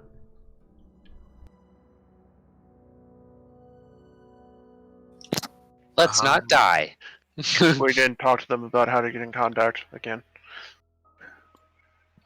without rowing all the way back out to them. Well, they said they've now communicated how long they intend to wait. So, Okay. I suppose from the beach to the village, I'm going to use a UA ability to look for some plants to make a potion since I have a spare oil flask. Oh, that'll be a delicious potion. If I get to make it. Do you have an empty flask? Yep, I poured oil out once. I have an empty flask. I don't remember you pouring out oil. It was in the Feywild when we were leaving. Oh, yeah. True enough. Yeah, I imagine that you wash it with some seawater, and then once you're on land, you get some fresher water that you find somewhere to prepare the flask for potion brewing, which is a little bit trickier to do out here in the wilds, but you can go ahead and make a check with your herbalism kit using intelligence or wisdom. Let's see if I don't totally botch this. Oh yeah, I totally botched it. oh no. You make poison. You can shoot it in your sling. Oh no, Just not listen poison to of flask healing. of question mark. You're not super used to this sort of temperate jungle swamp-like area where you are, Juk, and it's really tricky to find anything here that you are even familiar with to use to make potion, and you spend a lot of time gathering a lot of things, and at night in the camp you just sit down thinking, how do I even? I had locate plants as a UA ability. Oh, you're using the spell locate plants. Yeah. Okay, then you can reroll that again because it would have advantage, I guess. Let's see if this is better. Makes sense. I guess. And then add your card to it, because lol. So you go ahead and start brewing some potions. Well, a potion. Unfortunately, you're not in a place littered with healing plants as you are used to back at the guild, where they grow this around. So it's mostly foreign for you what the things that you use around. So this potion that you're brewing, in the end, takes just about as much effort as it would take to make a normal potion. So you can write down that you have spent 25 gold pieces, but you have a potion of healing. Cool. There's some implicit sort of conversion that happens here and there. He puts coins into the plant, and out comes potion. Makes sense. Something like that. Kind of like you use ingredients and components that you kind of just have laying around that are too good to just be using, so you mostly keep them around for reserves. And now's the time to use them, so you kind of just put them in your potions and you think back to yourself, next time I'm in town I should replenish those components and supplies. So that's the cost. It's forwarded. Okay. Pretty much. So yeah, you have a potion of healing as you are all sitting in the village, looking back at all the things that you have, except for you, Nitrio. You have no backpack, so to speak of. Well, no. Well, your explorers. There's tents here. She's fine. Yeah, your explorer's pack. There's nothing of the sort. You just think back. She has a couple things on her still, but like very light little pocket things. Yeah, you just sit down and think to yourself like, oh man, the things, and then you pull out of your pocket a little bundled up gift that Tijakwe had given you before you departed, and you open it up to find in there a pocket with a kind of a not a full-on bottle, but a smaller bottle of rum, kind of already half open and somewhat already half drunk, but there's a little bit of rum to get you going. A little scribbled up note and a little stone in the midst. And as you read the note, she just says, if you feel like you're going out, at least go out with style. And use the stone to let me know. What is it? Is it like? Can Nietzsche recognize what the stone is? Yeah, you have seen this plenty at the Shinsu order. It's a sending stone. Okay, I figured. So it's a sending stone with the other end linked to Tijjakwi. Oh, look, we have something to communicate with. Tug, at the end of the evening, I plan on using my last 2 spells to make 20 more good berries for my inventory. Sure. Okay. And I imagine that you all eat up the remainder of the berries that you had because they're gonna expire first thing in the morning. Yeah. Yeah. Should. How many spell slots do you have left? I only had 2, so. So you're down into 0. Yeah. I can pass the rest of you each 2 berries and leave me with 12 and each of you 2. Okay, yeah, each of us having 2 is a good idea just for being able to keep people up, so the rest is as needed. Wahaha.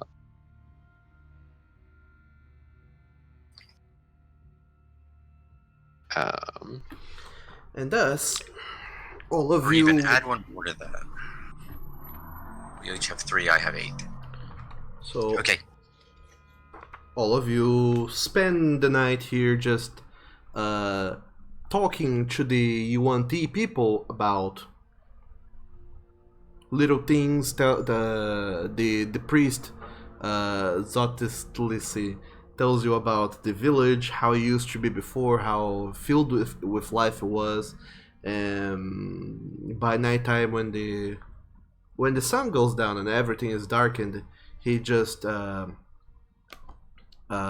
takes out some bags, pretty much filled with something you're not entirely sure of what it is, but he just sort of starts shaking it around, making some sort of like shaking sound as he starts to run circles around this tree in the middle and chanting some sort of prayer that you imagine is some sort of religious ritual of some kind for protection and such, from the few words here and there that you can absorb from it, which isn't Draconic, but it seems a much older variant of Draconic. It's kind of hard to pick up the whole thing, but the bits and pieces that you get seems like it is some sort of a song of protection and hope and good things, pretty much. At some point before that, Mitra would have asked if they maybe had anything in any of the crates that could help us when we go to fight Mero tomorrow.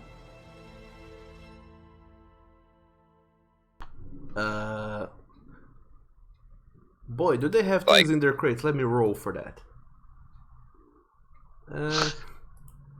No, they do not. Probably. Oh no. Oh no. To be fair, they do have 2 potions that some previous travelers apparently were too silly to be attacked by marrows and apparently drowned before using these. You get a potion of healing and a potion of greater healing. Oh. That they apparently had around. That they imagine you will have much more use than they will. I think Halls are staying under the potion of greater healing. Yeah, I think so too. Really need it. Yeah. Okay, adding up. Shall I use my cooking powers for the second time in this campaign? Hell yeah. You can do so in the morning, yes. Because I'm assuming everyone's going to bed, camping at the wilderness with the snake people. Sure. Nothing could go wrong. All right. It's fine. Okay. So you all lie down, have a long rest. You all recover your abilities, spells and such, and you heal up some of your health. Whatever temporary hit points you have, you heal those, and you also heal hit points equal to your Constitution times your level. Constitution modifier times your level.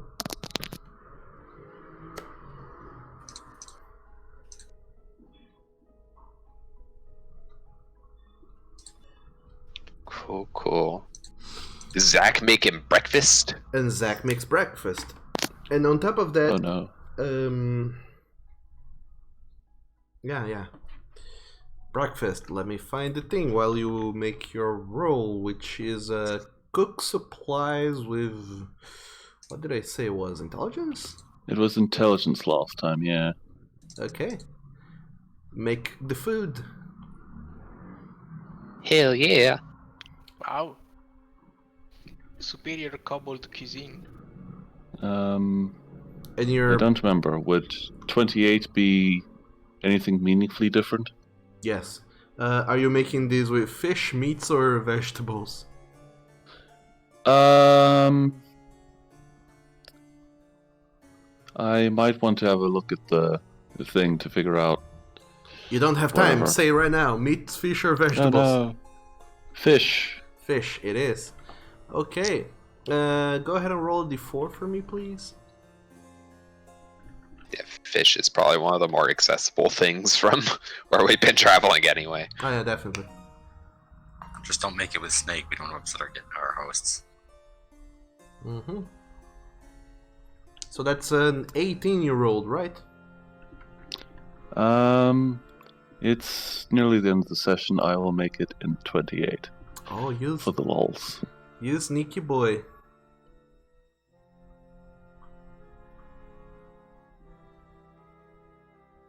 It's all-you-can-eat sushi breakfast. Pretty much. So Complete with rice that he got from somewhere. all of you, instead of recovering 2 hit die, you recover 3 hit die. Wait. Because you do spend your hit die and you recover half your maximum every. After... Can I spend my hit die before recovering it in order to get temporary? Sure. So people who already had full hit die and full HP just don't get anything from this. They get a good meal. But I'll allow you to make one use of your healer's kit to roll for a temporary hit point. For free, pretty much. Okay. Okay. Oh, that's cool. So you should be at Nice. full hit dice and now have some temporary hit points on top of that.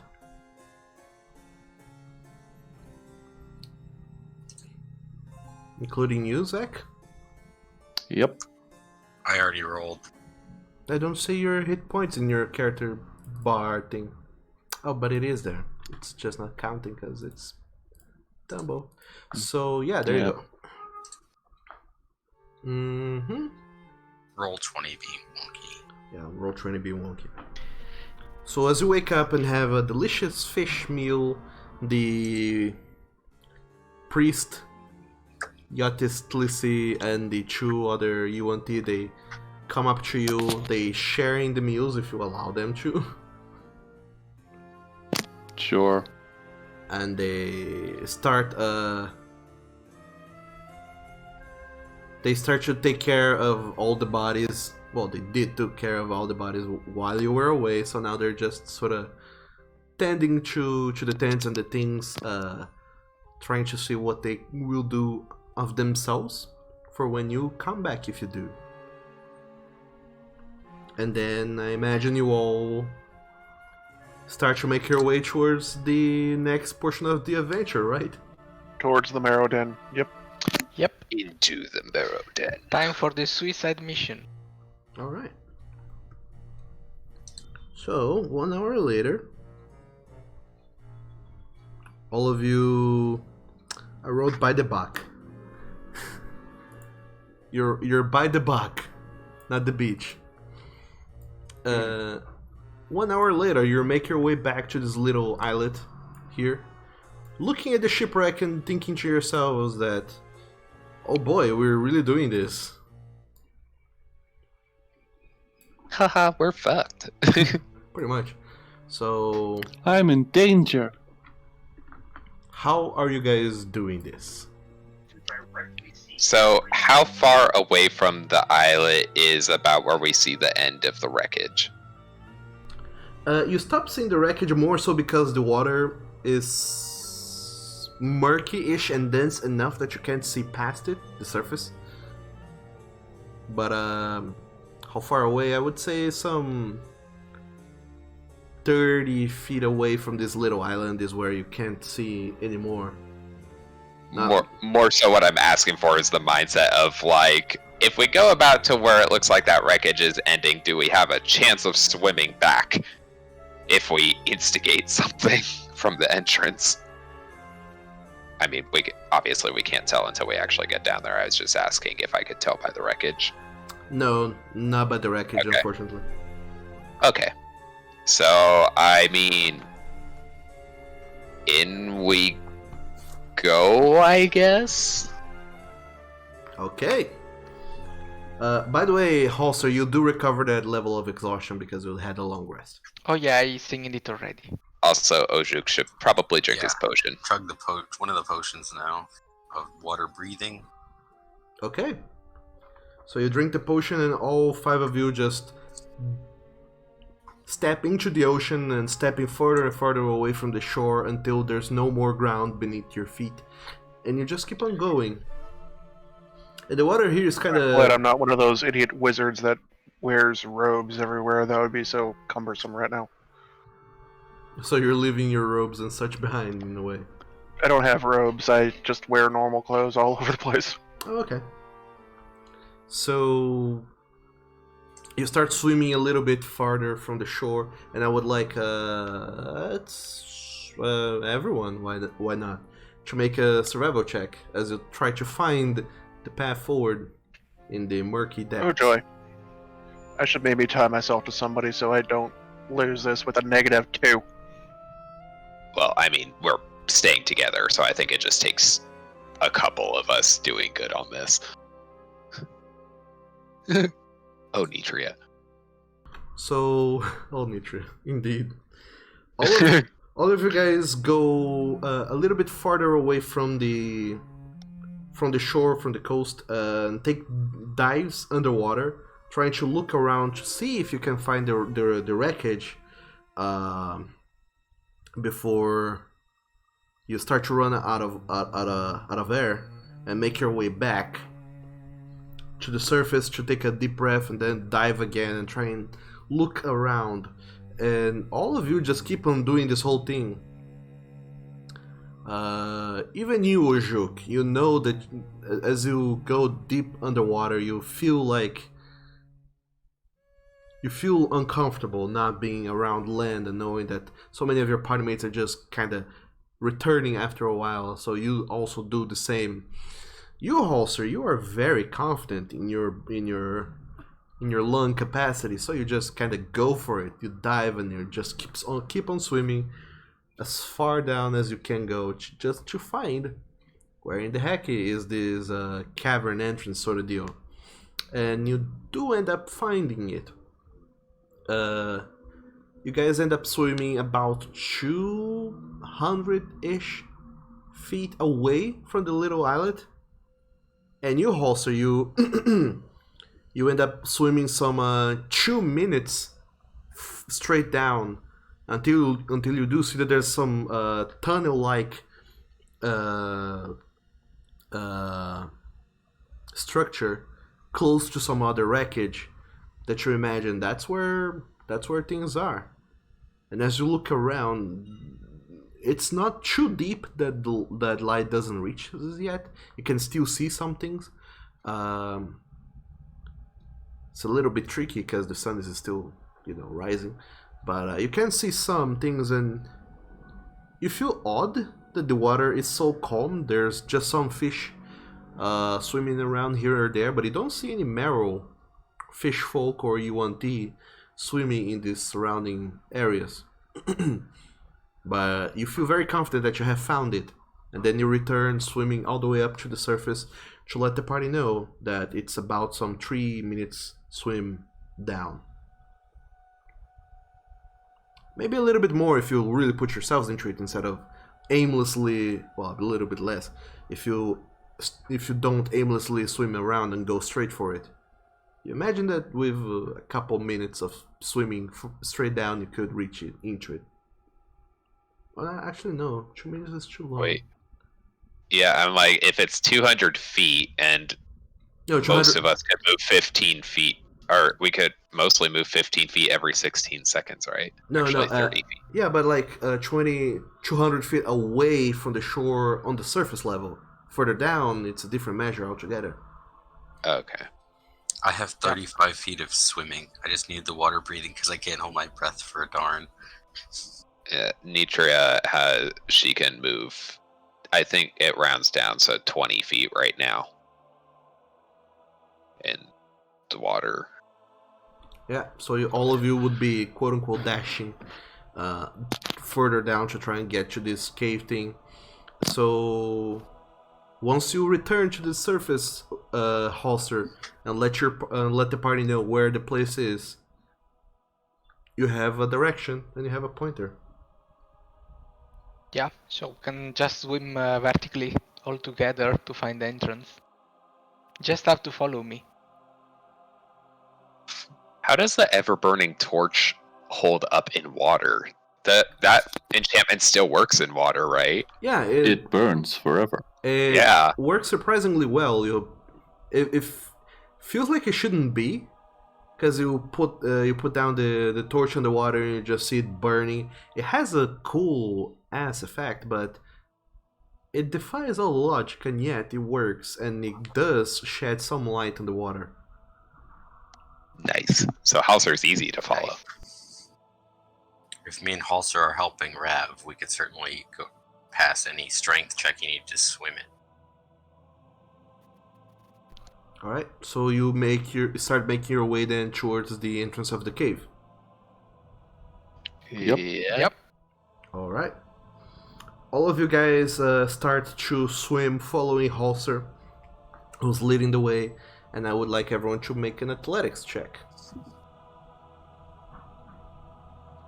Oh no. I would add my card to that. Alright. But something tells me that, well, no, I guess 14 is significantly better. I have a queen. So this Alright. So at several moments, Nitria, 15. when you're her rolls are just shit now. at several moments, Nitria, when you're swimming down, you feel really uncomfortable going at this depth, especially knowing that you don't have any sort of fancy potion of water breathing, and you look around and you see everyone else, even Rav, swimming amazingly well, and you think to yourself, like, what the hell is going on with me? Why am I so sluggish today? Maybe it was the food I ate. I should have waited a minute before going in on anything. But at some point you just kind of shake those thoughts from your mind, and all the doubt you remember about the rum that is waiting for you in case anything goes bad or well, and you clear your mind and just start swimming. It's a little bit trickier to swim for you because you're holding on to the torch, I imagine. Wait, who?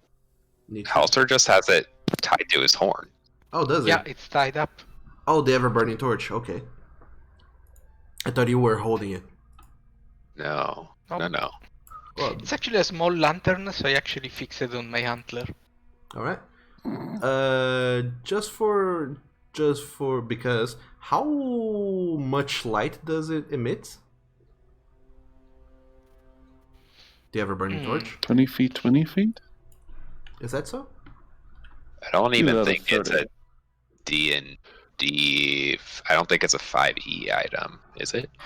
I think it must is. be. What- It's like the most basic thing ever. It has a continual flame on it, and continual flame. It's a 20 feet radius. Ah, there 20 you go. foot radius. Equivalent in brightness to a torch. Okay. Mm-hmm. Yeah, it's clearly for 20 feet and shadowy for 40 feet. Yes. It's like the most convoluted finding out. I'm like on ever-burning torch, and it's like it has continual flame on it. And so I click on continual flame, and it's like continual flame produces the same amount of light as a torch. Go to torch. It's like, god damn it, just say how much it does. Produces the same amount of light as the sun on a bad day. Yeah. What is this? But eventually, all of you manage to swim all the way down into the down to the entrance of the cave. And as soon as you get there, you see the beacon that is Holster. Apparently kind of stop by close to some sort of entrance, and all of you just do your best to swim through it, especially because most of your guys' oxygen is starting to run out, as you have been swimming for 2 minutes straight. And then as Holster stops by the entrance to this cavern, everyone just approaches him, and then almost as if together all of you just go into it and trying to keep as close as you can. You swim a little bit more until you all feel yourselves breaking the surface of water a very small distance after you went through that cavern, and you emerge in what feels like some sort of, indeed, underground cavern. And you get lightning bolted in the face. Yeah. Everyone failed dexterity throws. No checks, just fail. And thus, So all of you enter in this cave, look around, and can you all see the map, by the way? Yes, we yeah. can. Good. Because I just realized it's not showing on the stream, so that's... Well, shit, it's not showing on the stream. Well, then you guys will have to use the power Narrate everything. Yeah, the power of mind to see everything. Ooh. Imagination. I rub my feet through the sand. No, I can solve that real quick. Just let me do a thing here real fast. I just need to find a fire token. Put it over here where Holster is. As soon as it imports, of course. And then give it the same amount of brightness and light that Holster is giving. Oh my gosh, this is fun. I'm just watching the light bleeding through the passageway match up perfectly with my vision cone.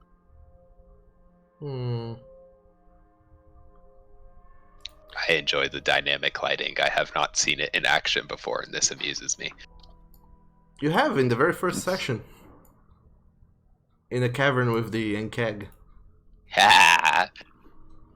But this is the first time it actually works. Oh, really? So neat. Huh. Well, in any case, I can't figure out how to make it work on stream, but it's all 5 of you look ahead to see that the path diverges in 2 paths, and you are in a chamber. You look to your right and to your left, and you see that there are torches hanging on the walls, and you imagine that the way forward lies through either of these paths. We need to choose one and follow through it until we reach the portal, and hopefully some other Yuan-Tid who we can convert to our side and try and avoid dying in the process.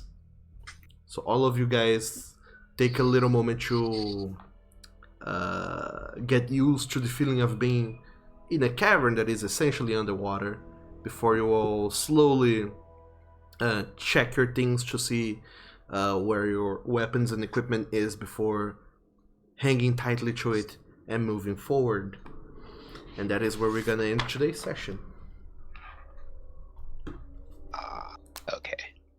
With the party by the cavern.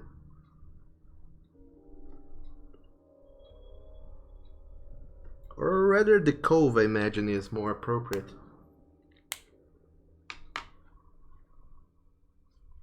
Well, this isn't as immediate hostility as I was thinking it was going to be. So that's nice. Well, yeah. I mean, had you come up yesterday, maybe something would be different. Because maybe we would have more time on stream to do stuff. Who knows? Dun dun dun. But, like I said, this is where we end today's session, you guys. So, next time around, you will be exploring this cave and, hopefully not dying in the process, because that would be tragic. And Dijak will certainly be very, very, very sad if that happens. So, let's not leave her wondering why you guys aren't returning. Yes, let's instead inform her why we're not returning. Pretty much. So aside from that, yeah, thank you guys so very much for playing with me today. Hope you enjoyed. And to the people over there at Twitch, sorry that you could not see the cavern. I promise you, it does exist. It looks lovely. But I'll try and figure out how He's lying! There's nothing there. They'll get to see it next week. It's all darkness. It was a giant wall of corpses. Both of those options are equally bad, but indeed, I'll be figuring out why that is and fixing that problem. Maybe the problem is actually Opera, who can't handle that. Who knows? And then I'll be back with you guys next week as we see Team Red going through that deliciousness underwater. And but yeah, thank you guys so very much over at Twitch for watching. In case you guys like this game, there's the possibility that you're probably seeking to get some more D&D in your lives, and if that is the case, you can always go to the wiki to read about the characters, the setting, which is, very different from your usual D&D setting, except it isn't that much different. I'm just making a little bit of drama to get you guys wanting to go and check it out. And in case you like the things that you see at the wiki, but don't like that it's kind of lacking certain aspects, you can always go over to the YouTube to watch replays of these episodes, because they're all uploaded to YouTube. And if you go over there, you'll also find that I'm DMing for 2 other teams, which I know you are thinking that I'm a maniac, but don't fret just yet. You can now go over there and watch all of those games and catch up on this exciting story that is splitting 3 ways. And boy, heck, if I know how I'm gonna make everything collide at the end. But yeah. You're a maniac. At least you're working in a single world. I'm playing in 5 different games a week. Ew. Don't do that to your brain. It's too much. And but if you already know of those things, you people at Twitch probably know that I will be DMing a game in 2 hours for another Conquerors of Nolyn for Team Yellow, the Mismatched Mavericks. So yeah, maybe go take a break, eat something, go to the bathroom, and come back in 2 hours to see how they deal with their side of things. And aside from that, I hope you guys have an amazing day, even if you decide not to join us later, and an amazing week. See you later, Twitch. Bye-bye. Boy. Bye. Bye.